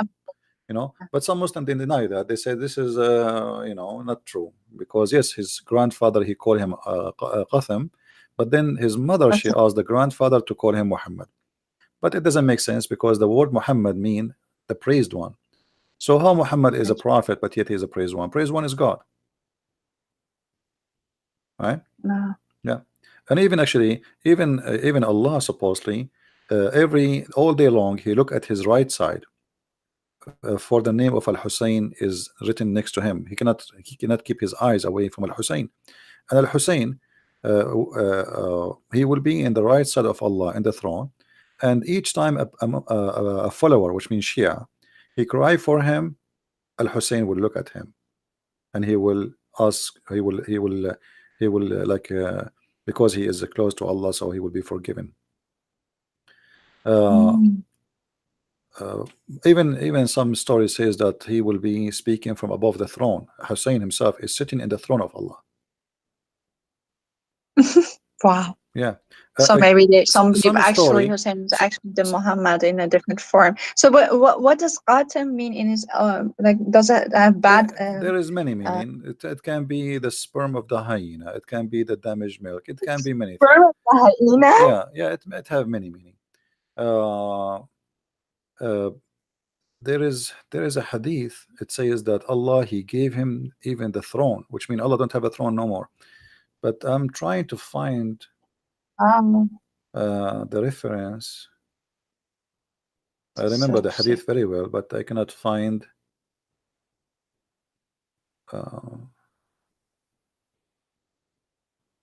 let's see.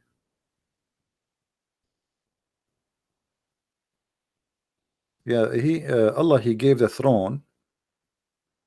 He gave the throne to Al-Hussein. Imagine, even the throne became the throne of Al-Hussein.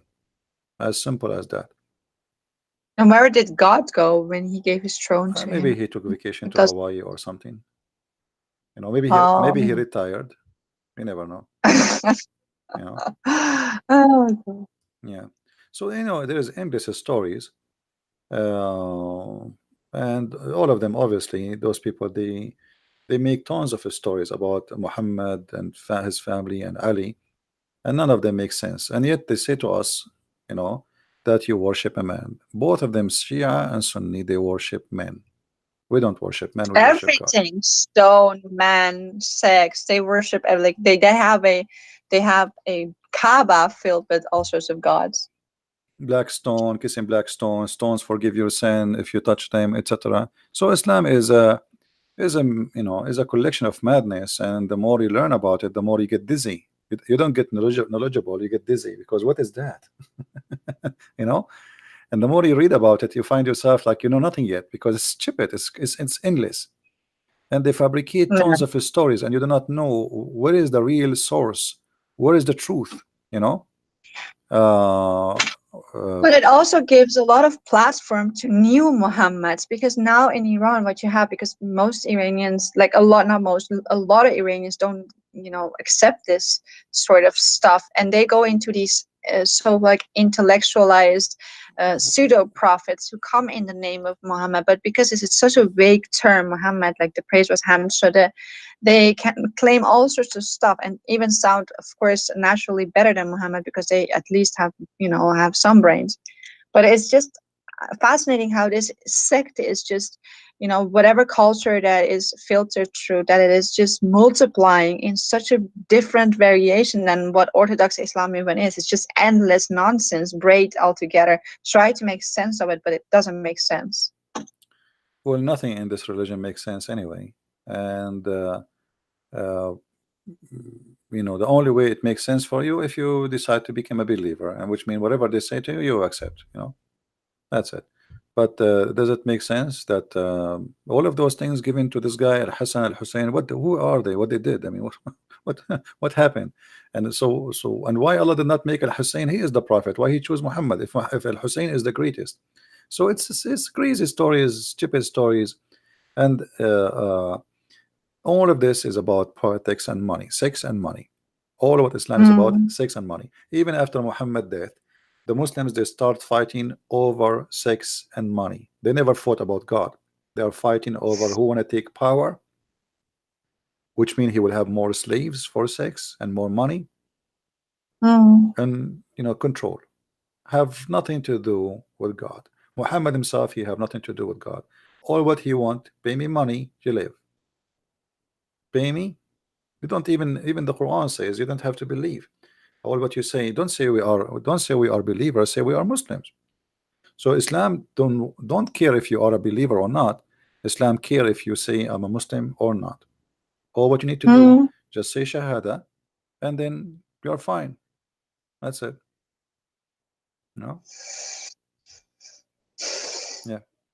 Anyway, I think. But amazing thing that, like, it is sold as something so simplistic, almost similar to the Abrahamic faith, but it is so more complex. And like, you wanted to like go wash yourself with holy water after No, there is really nothing to do reading with this Abrahamic stuff. faith. What Islam have to do with Abrahamic faith? How? Where? Yeah, this is actually my last question. So because I think maybe you want to, you know, talk about this topic in your own manner, maybe more than I just gonna stop with this. But so what is this whole story about Ishmael being the source of Islam? Can you talk about that a little? No, you know, Muhammad, he needed to make himself connected to Abraham, since he was trying to get close to the Jews.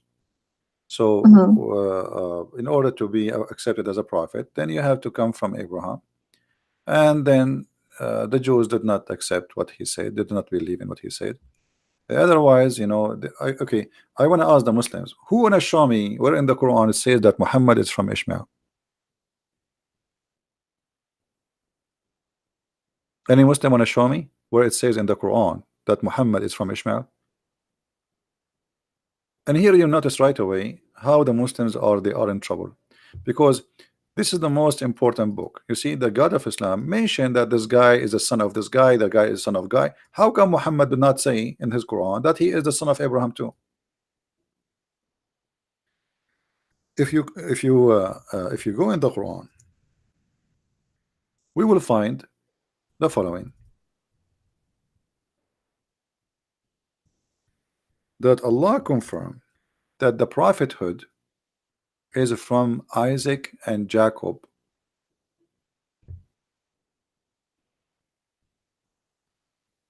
only.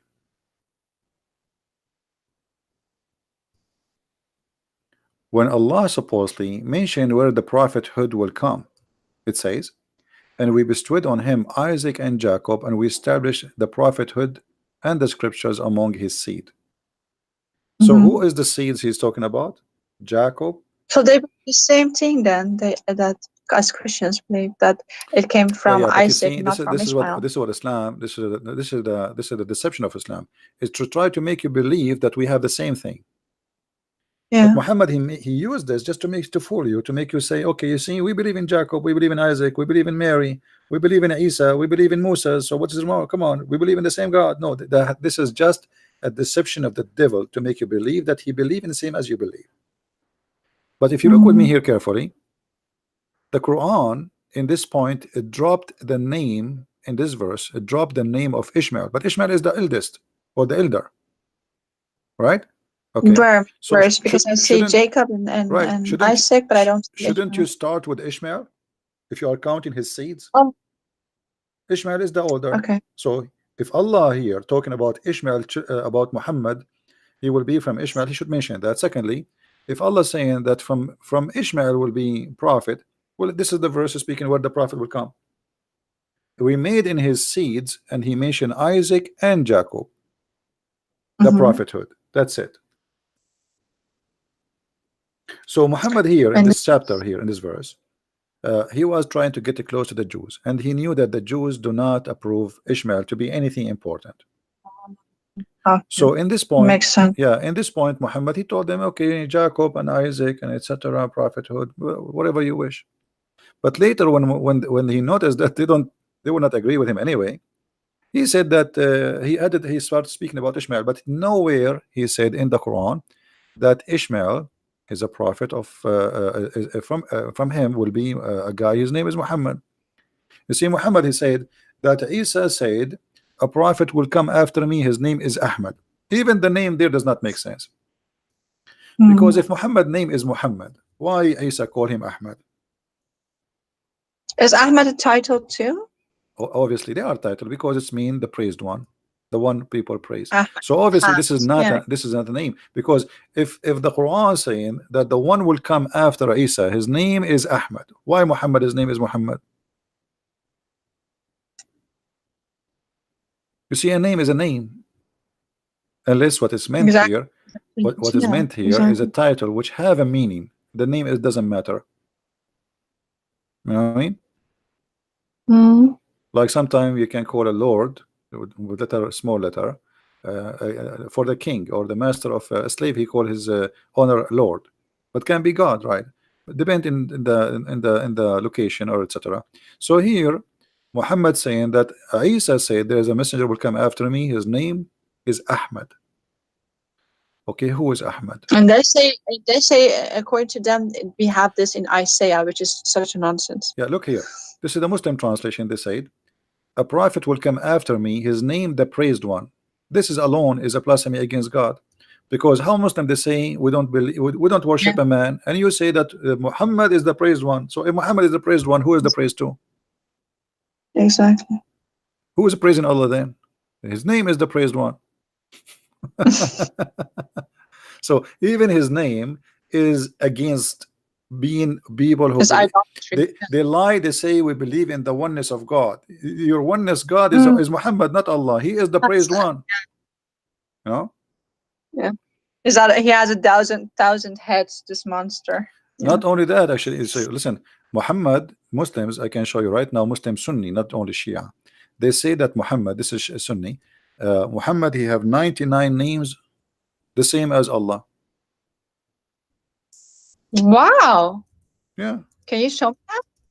Yeah, I will show it. I never. I'm searching in Prophet Google. So he's also and is the same names or different names? No, but they are very close. Almost sometimes they are the same. This is the 90 names of Allah, the 99 names of Allah and Muhammad. You see it? No, not yet. Allah have 99 names. Muhammad have 99 names. They are equal. Wow. Yeah. And here they start counting for you the names. Here we go. The names of Allah, 99. And we can't see it on your screen yet. Your books are in.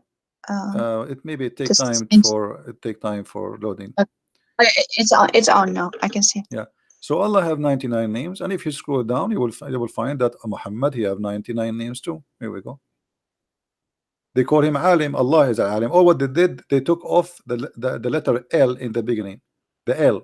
So from Al-Alim, they call him Alim. So Muhammad became Alim. Alim. He is the one who knows everything. Yeah, Alim. Yeah. You know, the justice. How Muhammad can be justice? Muhammad is God or is a man? How he can be justice? The only justice is God. So they start counting names for you, and they come with 99 names to make him equal to their God. Wow. Yeah. And this is the link. I never knew. This is the link. I will post it in the text in the chat so people they can see it. Wow. Is Al-Makrain also one of his names, or is that all just for Allah? I think this is one only for Allah, the Maker, the deceiver. Yeah. Yeah. Hafiz, Imam, Khayyar. I don't think I did not read them all actually, because they are funny and stupid. Uh, I mean, look, Oh, Muhammad is Muftah. Muftah is the key. Muhammad, one of his name is Muftah. Muftah, what is Muftah mean? Muftah mean the key. Muhammad is the the key. key? Yeah, Muhammad is the key. What? Muftah. Hmm. Yeah. And he is Mateen. Mateen, which means he is strong like steel. And he is Mashkur, the one you are thankful for. And he is Mashhud, which means the one who witness for. And he is Mansur, which means the one he is helped or victorious. He is the Ma'mun, the one who is secure. The one who is Ma'lum, the known. Muhammad is the known. So all those names, I mean, look, Muhammad is Mahmud. Mahmud. And what does Mahdi mean? Sorry? Mahdi, what does that mean? Because I saw a name Mahdi in his list. Yeah, Mahdi, the one who will is well guided. Well Oh, guided. okay. Yeah. So Because you know that's real issue also to get it in this is Shia Mahdi. additional fiction story. The Shia and Sunni, they believe in the Mahdi, but the Mahdi different, and the Shia have different story. The Sunni have different story. It's a collection of fiction and stupidity. You know, Muhammad is Al-Kamil. He is the perfect. Look, Comment. Yeah. Kamil, perfect. Muhammad is the perfect. That means he's God. He's the perfect. Muhammad is Jabbar. One of the names of Allah is Jabbar. Al-Kafi, the one who is sufficient. I have a question. Allah is sufficient, These supposedly. scholars, they know all of this. How can they not see that they're deifying their Muhammad? What's going on? Who said they don't see? But the problem is the Muslims always they face people who know nothing. This is why they debate, and they choose clearly who they want to debate. They debate people who they have no idea what Islam is about. Or just for themselves. How can they remain? Because everyone is made in the image of God. We want to be truthful to at least what we believe, right? So when they have all this knowledge, how do they not flee Islam and run from it? No, we are talking about the scholars. The scholars, they know. Majority of Muslims, they have no idea. The majority, they have no idea. Yeah. But the scholars, they are doing business anyway. They are getting the benefit. Big belly, big stomach, 4 wives, big salary. So the mission accomplished. The mission is accomplished. Perfect mission. You know. Yeah. So as you see, and actually there's a hadith where it says that Allah he sent Jibreel, and he said to him, if not you, Muhammad, nothing was created. Wow. Let us read together. Here we go. This is the hadith. Hadith lawlaka, and this is sunnah.org. So a Muslim cannot say this is, you know, false. It says that somebody asking, is it true that this hadith says that lawlaka ma khalaqta al-aflak, which mean if not you, no reason for me to nothing to be created if not you? The answer, indeed, the Prophet of Allah, Allah pray on him and salute him, is the reason for a creation of Adam alayhi salam, which means peace on him, and the universe. If the Prophet of Allah, Allah pray on him and salute him, was not existence, then the throne of Allah, the arsh, the chair, the kursi, the lawh, which means the tablet, and the qalam, which means the pen, the skies, the earth, the heaven, the hell, the trees, the stones, and all the creatures will not be exist. Do you see it? Wow. Yeah. Muhammad is God. Actually, based on this story, Allah himself is exist for the sake of Muhammad. I mean, what is the benefit of Allah? Just to create all those things for Muhammad, to make Muhammad happy. Allah is Allah himself is a servant for Muhammad to create things for him to make him happy. Genie in a bottle. That's so you see here, and they are giving you reference more and more. Like the Prophet of Allah, he said that Allah, he said to him, when Adam made a mistake, he asked, oh Allah, I ask for your sake, for the sake of Muhammad, to forgive me. Allah, he looked at Adam and he says, what? How you recognize Muhammad when I have not yet created him? Adam said, oh Allah, when you have created me and blew into my spirit, I lifted my head and I saw it's written on the throne, Arsh, La ilaha illallah Muhammad Adulullah. So he saw the name of Muhammad. Okay, so I got to know. So I got to know that you would only join your name with whom or with him who is most beloved to you.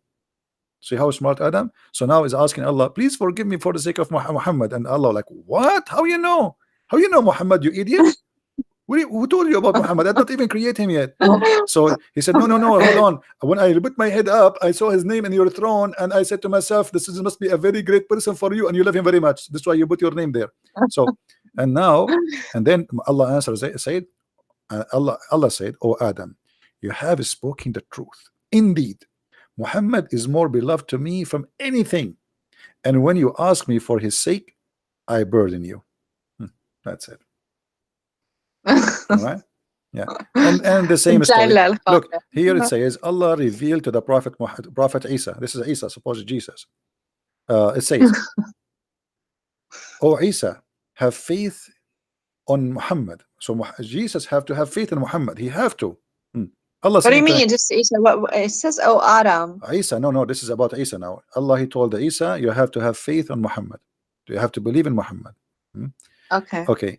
And then and he says, and order your ummah, which means your followers, to do the same. Yeah. If Muhammad was not to exist, I would not have created Adam, nor I would have made the heaven and or hell. You see, so Allah said to Isa, I created everything for the sake of Muhammad. So tell your people to follow Muhammad, okay? Wow. Yeah. Anyway, I think we have. Actually, there was an Iranian judge who told me once, and this was his logic too. I said, why are we women so suppressed in Iran? We have, half the rights. Women can only marry one husband, who even if he abuses her, she's not allowed to leave. But men have, all these questions. He said, well, Allah, he actually will answer you by saying, like, what is that of your concern? I just love men more. This is a judge in Iran. This is a highly educated person who would say such a thing to you. Yeah. But it's all driven from this madness. All right. Well, I think we have enough for today. It's getting late for you, as I think in your time, you're right. And your dog maybe it was mind-blowing. Thank you so much for inviting me. Thank you so much for giving me a platform to ask all these questions, because these are the questions that I hear many of my Iranian followers ask, and I never knew, and they don't know, because never ever could they ask people about these stuff. They would be, it's not even allowed just in Islam to ask stuff like this. So thank you a lot. I don't know if you want to say something in That's all. Well, thank you very much for being here, and you can invite your friends if they want to call us, and I will be happy to answer them too. Sure. All right. And also about this video, can you let it on so I can actually download it? Download it. Yeah, I will leave it for the coming few hours. You can download it, please. Okay. All right. Thank you so much. You're welcome. God bless Take you. Care. Take care. God bless. And take care. Thank you. Okay. Bye-bye. Bye-bye. All right. As you see, this is Islam, and we have no sugarcoating. And by the way, Iranian are the biggest converted church in USA. I never saw a convert from the Islamic cult in the size as Iranian. We have Abdul. Yes, Abdul. Assalamu alaikum, brother. Wa alaikum assalam. Brother, please give me 1 second. I'll get my laptop here. Please, 1 second. So what you call me if your laptop is not ready? Call me when your laptop is ready. Okay, give me 1 second. 1 second for a Muslim is 1 century. 1 second.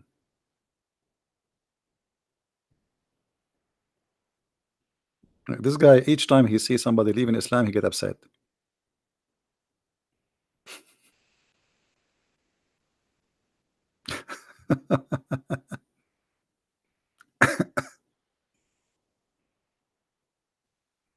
Yeah.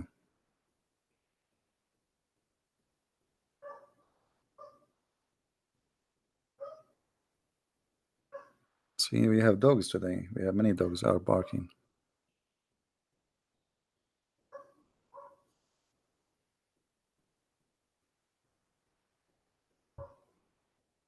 Well, the Muslims in the beginning, they try to deny and to fight, but they cannot do that after all, because they will see that we are not everything we say is we put it in the screen. right? Nothing, no fabrication, no addition, no fiction. We are just putting what is there in their books, what they can say. And remember, yet they will say he's lying. We are showing them in the screen. Everything we say, it's in the screen. And then they will say, liar. You are a liar.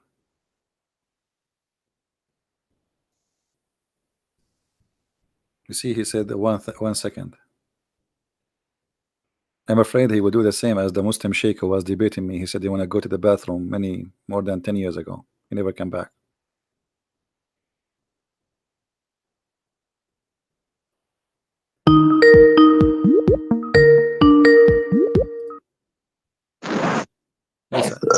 Yes, I do. Brother. Drink Oh, brother, are you there? drink camel urine for your benefit, your health. I'm worried about you. You're coughing too much. No, you guys talked so long. Yeah, I was watching TV and said I was eating some pizzas, but and then I eating what? saw that she. You are eating what? I tried to quick as possible because I want to bring something up. Just like 5 minutes, man. If you give me just a few seconds, brother. Go ahead. Okay, so she was talking like, "Oh, Islam is so oppressive towards women." That's not true.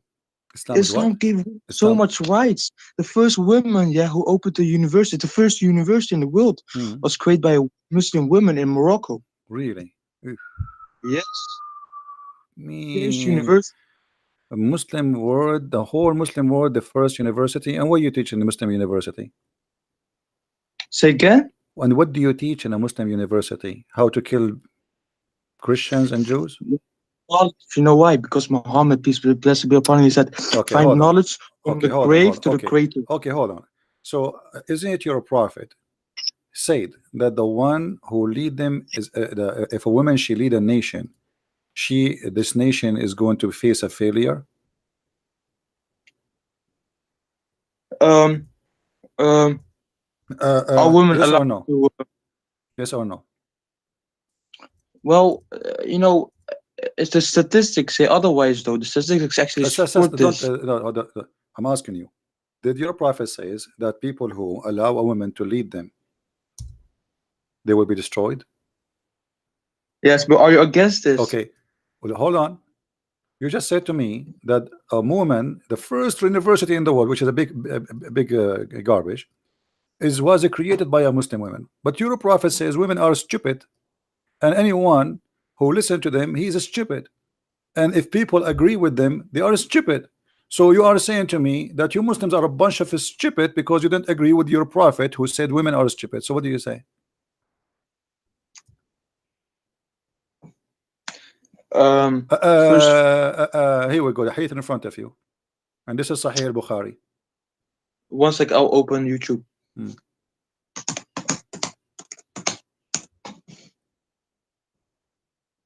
And as you see, the Persian and the lady she was talking to me, she was from Persia, and they have a king who is a female, which means a queen. Yeah. So you see what Islam did? Iran used to be ruled by a woman. Since Islam came, Iran ruled by idiots. So what you are saying to me is about Allah, he gave the women rights. Khadija herself, she was the boss of Muhammad. Since Muhammad he came and became a prophet, Khadija died, he took her money, he forced the women to wear a bag, a plastic bag made from black. So why you are lying to us? It says Islam gave the woman, Islam gave the women the right to be beaten. Is it true that the Quran says you can beat them? No, brother. No, Islam. What? No, brother. I'm serious, brother. I'm serious too. Isn't it the Quran says you can beat your wives? Yes or no? No, because you know why? You know why, brother? No. So what is verse here saying? Chapter 4, verse number 34. Why you are lying? Why you are lying? Are you a liar? No, of course not. Okay, so why you are saying no? Why you are saying no? Are you trying to, do you think you can lie to Christian Prince? Be honest with me.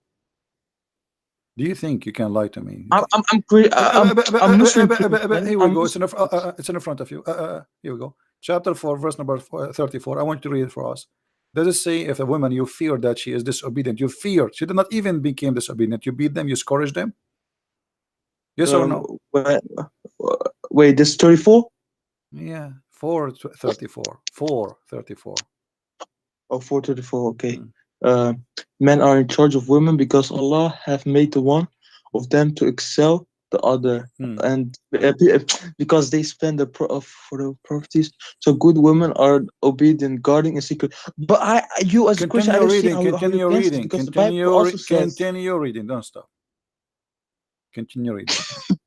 Okay, but okay.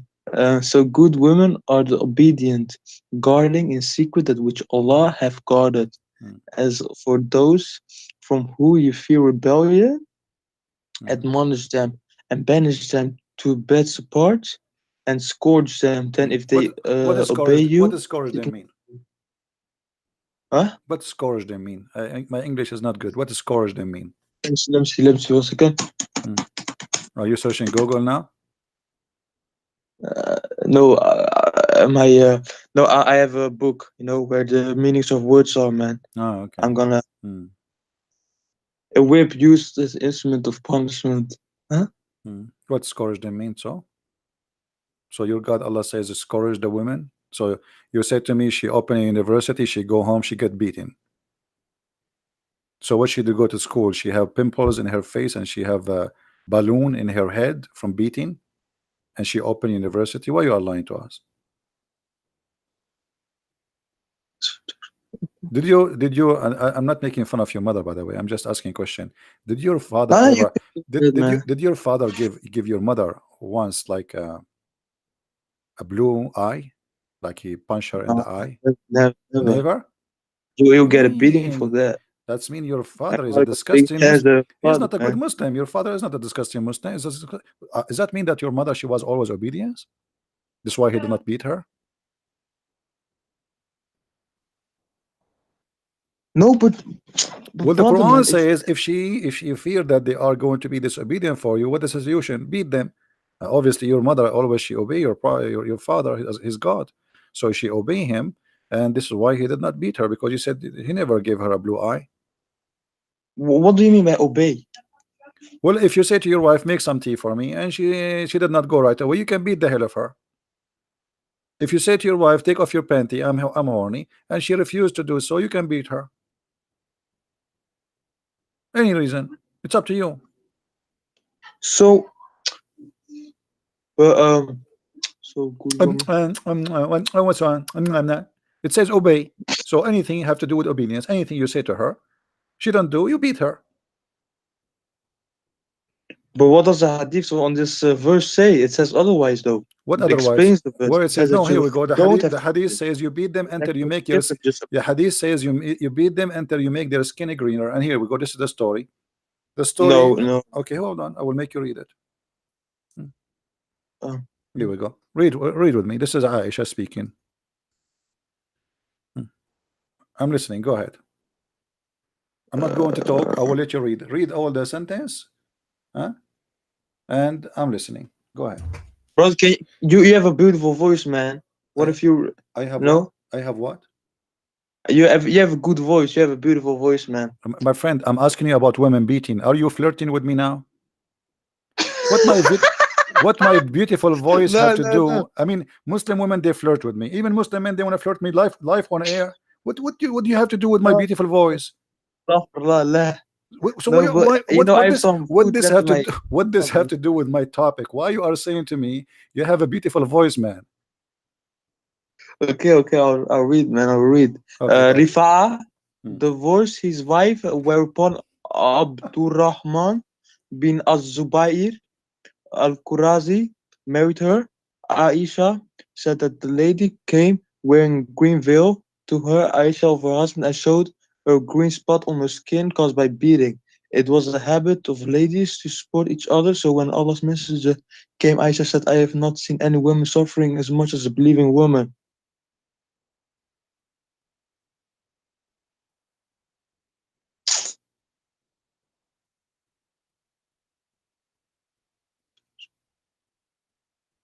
let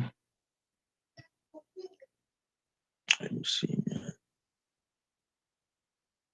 brother.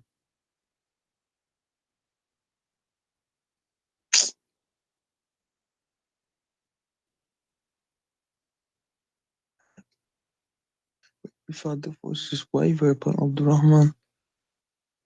Damn, I got booted or something, man. I turn off.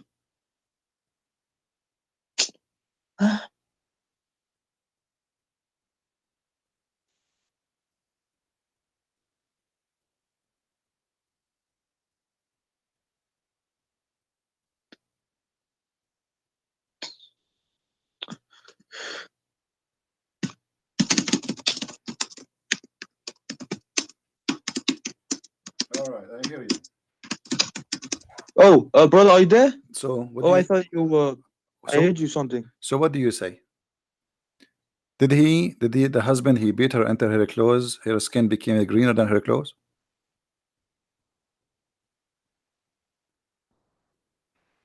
Yeah, Are you there? yeah, Greenville.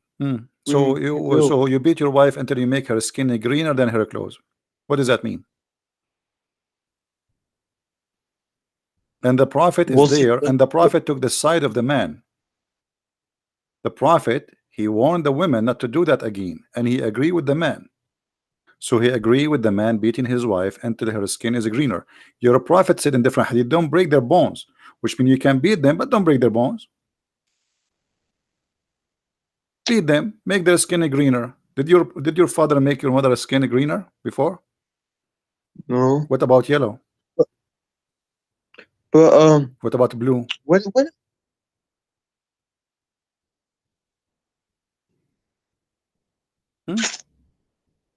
brother, I can't. What? But the women, yeah, they used to get what's called the Arabs. They used to put women in sand. That's a lie. That's a lie. There's no Arab. Here we go. Tell me a story. Who is the Arab they would put? How if the Arab they put their women in sand? That's mean there's no mothers, and we will not be born because no women left. If we don't have women, where we will have babies from? We will download them from the internet. That's a big fat lie. No, but The verse about al-maw'uda, it's about the one who is killed. Supposedly God will say to the one who was killed, for what reason they killed you? That's all. It's about a crime committed against an innocent person, have nothing to do with females. Nowhere it says infant. It's a lie.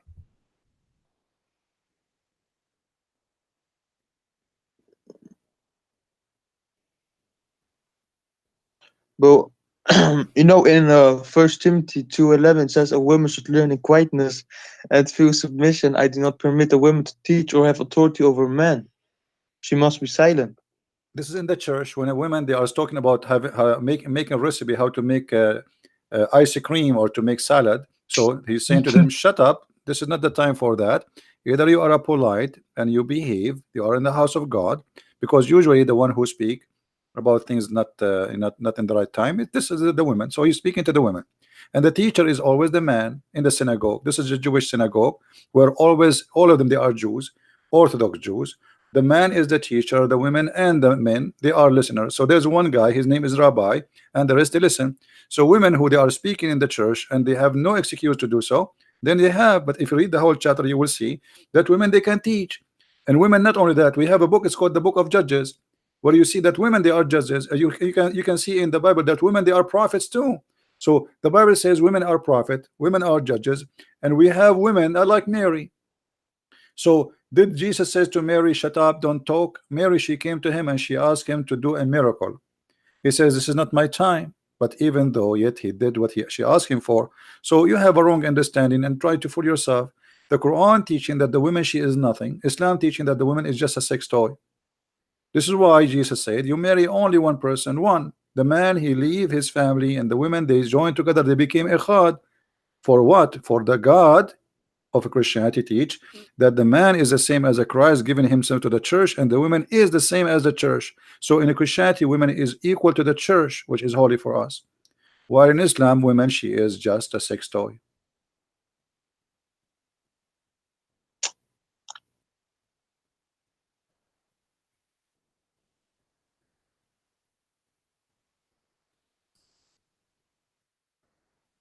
Hello? Did you decide to leave Islam or not yet? Could you scroll down on the screen? Oh, okay. A bit. All right. There we go. And even here, the story, by the way, your prophet, he forced the woman to be raped by the man, because the man, he trying to rape her, even though he is her husband. But you cannot force women into sex. No, in Islam you can. And the prophet said to her clearly, you have to taste his juice. Is that true that your prophet says to this woman that she have to taste his juice, and she have to taste he have to taste her juice? Let me read, man. Hmm. I don't know.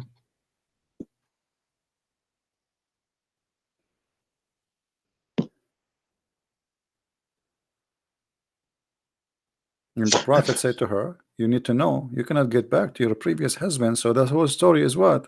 This woman, she don't want this man, she want to marry a different man.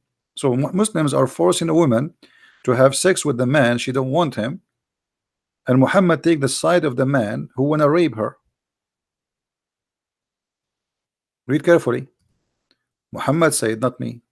Then you know that it is unlawful for you to remarry Rifa. Rifa is a previous husband. Muhammad, he come with the rule that if your father divorced your mother 3 times, she cannot go back to him unless she sleep with different guys. Is that correct? No, that's unlawful for you. So you yeah, agree? probably. Man. So what do you think about the prophet saying you cannot go back to the man who you married before unless you have intercourse with the new man? What is the wisdom of that? No, it doesn't say. It says 3 times. Okay, he divorced her 3 times, and now she marry a new husband, and Muhammad saying you cannot go back to the previous husband unless you have bing bing boom boom with this guy. Yes. So why she became lawful for him to the previous husband if the guy do boom boom? What is the logic? Like the boom boom will certify her to be a wife again for him? No, Like no, no, no. this is what it says. Read it. You cannot get back unless he do boom boom to you. Yeah, but this thing is talking about she wanna go back to her previous husband. Do you see? You cannot remarry Rifa. This is the previous husband, so she cannot go back to the previous husband unless she do boom boom. So now tell me what the boom boom will do to her. How that will make her lawful to go back to previous husband?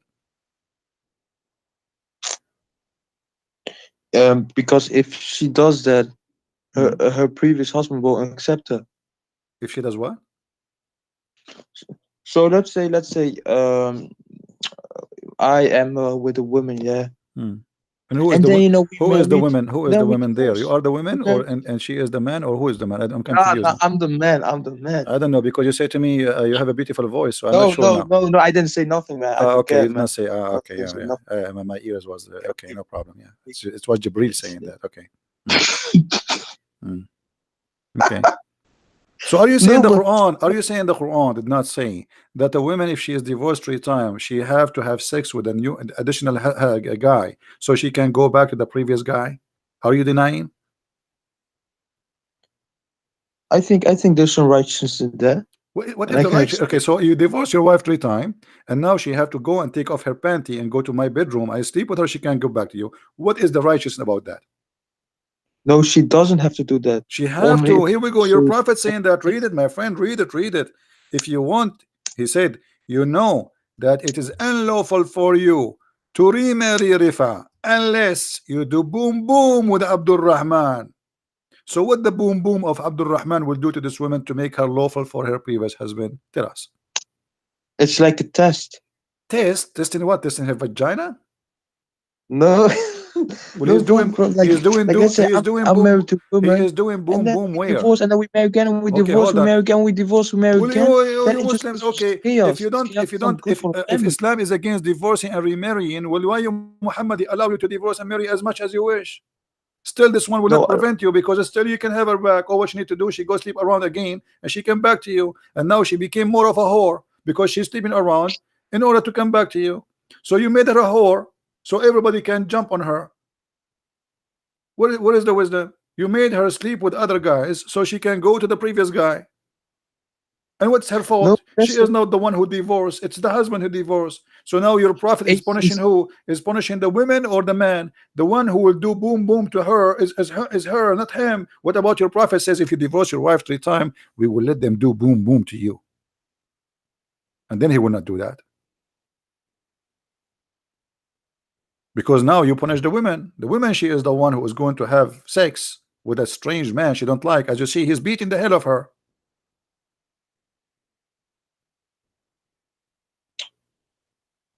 Yeah. What? But it's like What? if they marry and divorce 3 times, it's just chaotic, man. It's not good for the family. And then it's the best to It's just not. divorce. Is it good for a family to allow a man to marry many women and divorce him 3 times? Why your prophet allow you to divorce him three times? Why he allow it? And now the man who divorced 3 times, she marry new husband, she go back to him, he divorced her again and again and again. So go, she sleep with other man, she come back to him, he divorced this. So your religion did not stop divorce. Your religion increasing the divorce, encouraging divorce. No, but it's like a test for the man. Test for what? The man, he have nothing. He's doing nothing. He just get a woman in his bed. Okay, divorce. You go sleep around and come back to me after 2 months. What test? Well, if the man, let me is ask you, gonna marry. why your prophet said that she have to taste his juice? What kind of a prophet he said to a woman, you have to taste his juice? What is juice? That shit ain't oral, man. That shit ain't oral. It's just like meaning intercourse. So in Islam, when you do intercourse, you taste the juice. What do you mean by that, man? No, it's not like in the don't mouth. Tell me. Don't ask me. But, ask your prophet. I'm asking you. Here we go. Your prophet. He says you have to taste his juice. His a sweet juice, and you have to taste his sweet juice. What juice we're talking about? They know.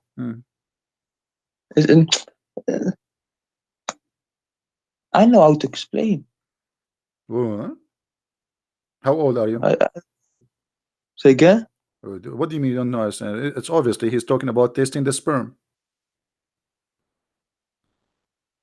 No, but look, if you're gonna marry okay, what about we go? What about we go to the dictionary? Here we go. The word here is asila. Whenever I explain, you see, talk over me, the word here is usayla. Huh? So if we go to the dictionary right now, what we will find? What this word mean? Usaylatuha wa asilatahu. What does that word mean? Does it mean sperm? Orgasm? Yes. So your prophet saying you have to test his orgasm? Why? You tell me. You just said yes, not me. So why your prophet saying you have to test his orgasm? How she can be lawful? Why? How she can be lawful if she swallow his orgasm?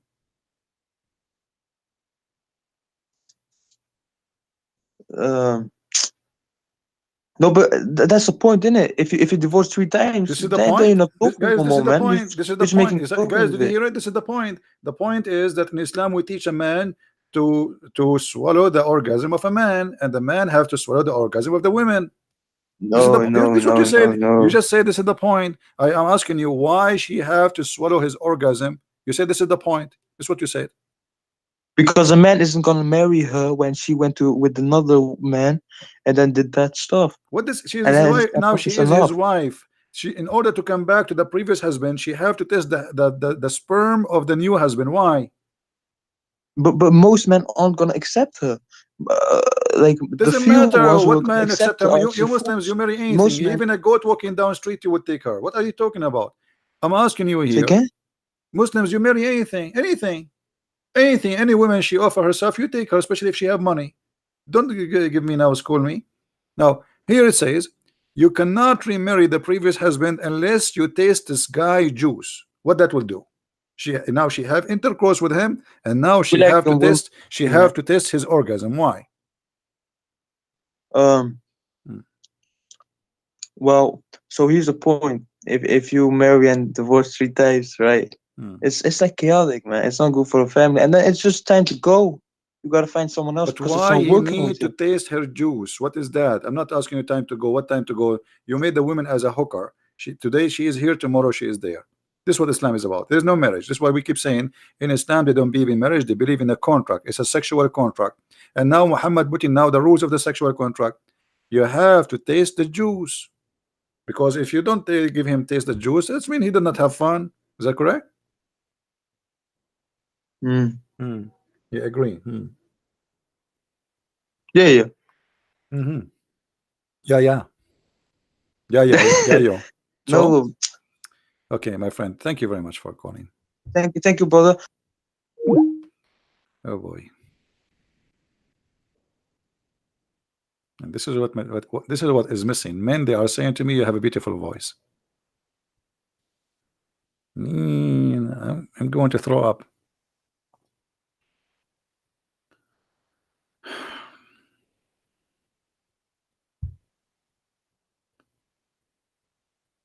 What a cult. What a cult. Anyway, guys, I don't know. How many of you here is first time? How many of you are first time here? If you are first time, I advise you to leave and not to come back, because you will be addicted. I'm warning you.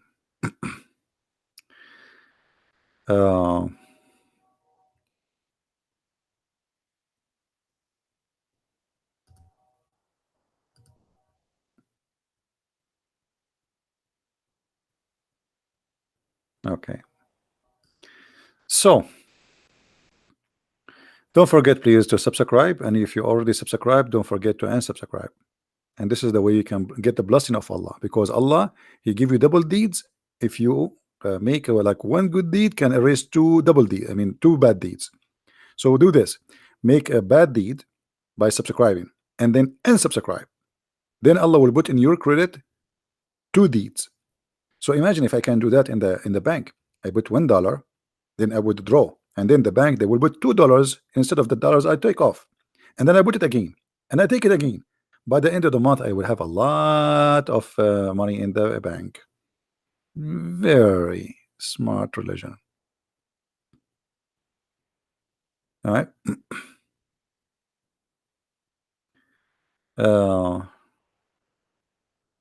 I want to marry you.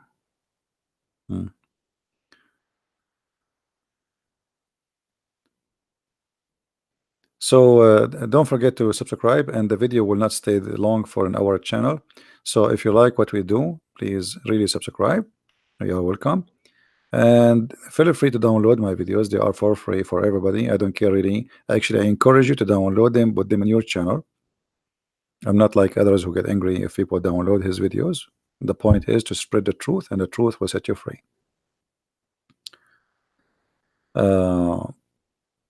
And let us be serious in the chat, please. Show respect. Always here, we notice that the Muslims, when they speak to us, how much they are confused, and how much they are into fabricated stories. So, brother, the first university in the world was made by a Moroccan woman. True story, brother. She opened university and she is wearing the burqa, and she was beaten at home, and her husband called her half brain. Yeah. There's a lot of things you see in the media trying to fool you. You see, the Middle East, the reason the Middle East is beyond the cave time, because women is held inside bags. Not burqa, this is a bag, because she is buried alive. Women is the half of the society. So you don't allow them to go to school. You don't allow them to take education. You don't allow them to be smart. The point, by the way, they don't want the women to be smarter than them, because the man, he want to be in control. If she is smart, she will be smart. She will question. She will ask. She will know, and that's not good. How the man can be in control? If we open a university where people they can learn the real knowledge, then how a fool, he call himself imam, he can claim to be a knowledgeable person, because everybody there will laugh at him. So in order to keep them under control, we say to them, the only knowledge we need is about Allah and Islam, brother. All other knowledge is not needed.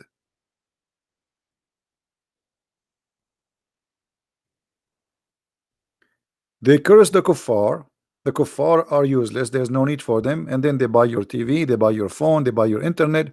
But everything they have in their life to make them happy is made by the kuffar. Nothing make a Muslim happy in his life is made by Muslims.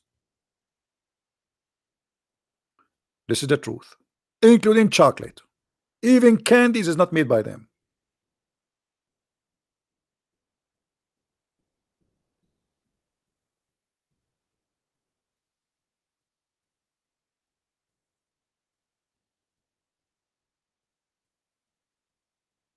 There is a Muslim from who live in England. The stupid English people, they give him citizenship. He stand next to a bunch of cows. Let me see if I can find the video. I don't know if it's flagged. Let me see. So in his video he was saying, brother Thithar, look at those cows. Those cows are more useful than the infidel, the kuffar.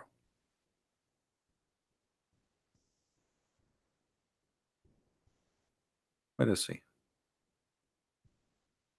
And behind him there is a Mercedes Benz, and he's holding a phone, and he's using a camera. All is made by the kuffar, and the kuffar are like cows. The cows is more useful. They give milk. What the kuffar do? Nothing.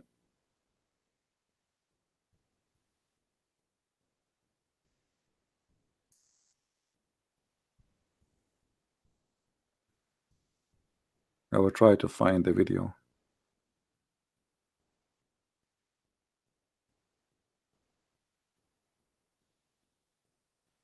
I don't know if they took it down. Let us see.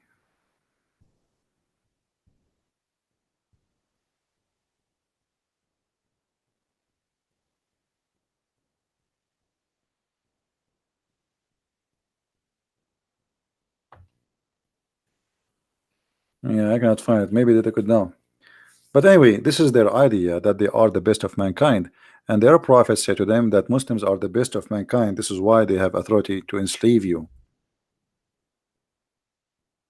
Islam is totally different from what you hear from politically correct media forms. Absolutely, they teach you nothing but false news. That is the truth about Islam. This is their books, and this is their prophet, and this is their Quran. The best of mankind is those Muslims, chapter 3, verse number 110. Okay, what is the best about them? Is the one who bring who? Mankind, with the chains around their necks till they embrace Islam. You will never see that in your CNN TV. You will see that a program says ISIS is not Islam. You will see someone like James White who claimed that he is a person, a Christian who defend Christianity, but the fact is not. He says ISIS is not Islam, and whoever says ISIS defends Islam is lying.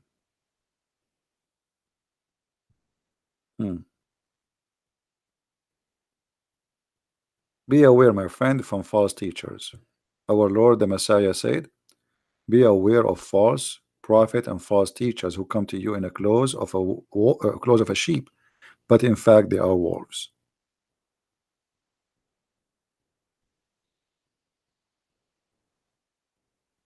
Be aware. And here we say things as it is, with no makeup. No makeup. Which is one more worse? Both of them, they are. It is one coin have two faces. So if you ever thought that the Shia is better than the Sunni, you are mistaken. Shia are actually more dangerous because they play nice. They are very good actors until they are the upper hand, and then you will see what they will do to you.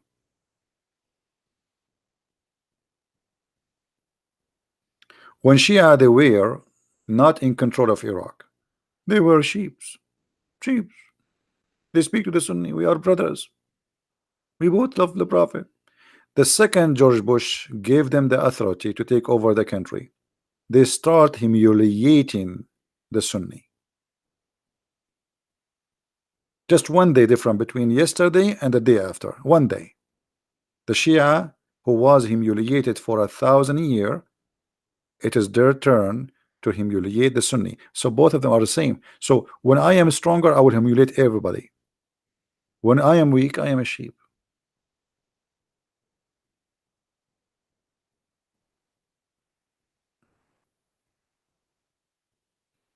Dawa man cow. Okay, let's see. Look like somebody he found it. Thank you for searching.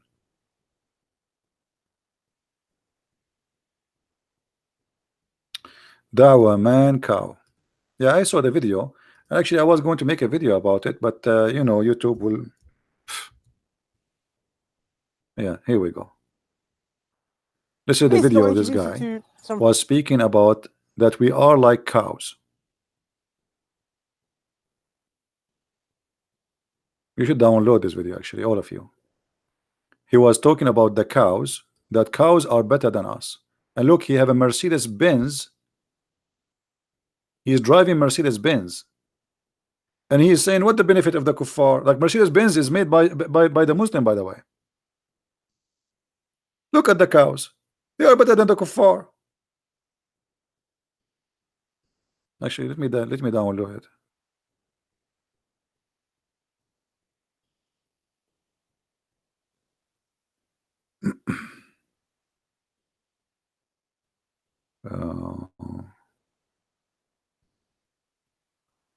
I will download. You should, every one of you actually download it and share it around.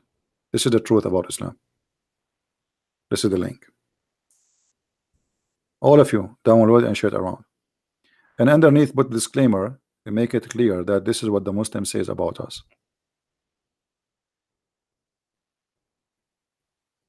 No, they are not stupid. The stupid is the one who gave them citizenship. This is what he believes. The stupid is the country who gave him citizenship and let him live there, and he hate us, and he is saying, that's, you know, when you teach such a teaching, what does that mean? Go and kill them like cows. He is not the stupid. The stupid is the country, the government, the people who gave them citizenship. They are doing what they believe. And actually, this man is more truthful from other Muslims. He is saying what he believes.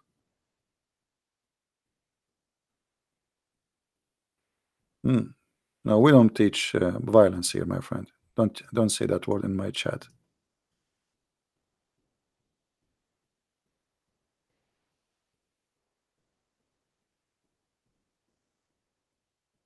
Stupidity is the reason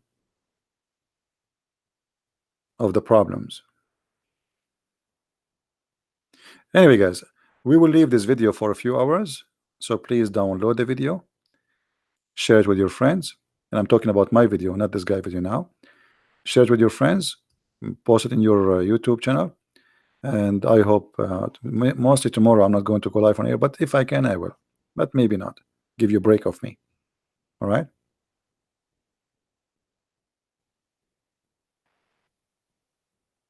Mahdi, Saddam, he killed many Shia after the USA armed them. Before the Shia never dared to open their mouth. Give me a break. Saddam, he started that because the war is two-part. George Bush the father and George Bush the son. So give me a break, Abdul. You Shia never open your mouth, never dare to open your mouth all your life during Saddam Hussein until George Bush the father come. And then when he became weak in certain areas, and the American, they armed you. Even the war now, which happened in Iraq, the Shia, they came and they kissed the shoes of George Bush to go and free them from the dictator Saddam Hussein. And a day after he free you, you ask the American to leave. This is what the Shia do. They play taqiyya. All right. Anyway, guys, I think we have enough for today. Thank you very much for being here. May the Lord bless you. And until we see you soon again, Christ is Lord, Islam is false. And take care. Bye-bye.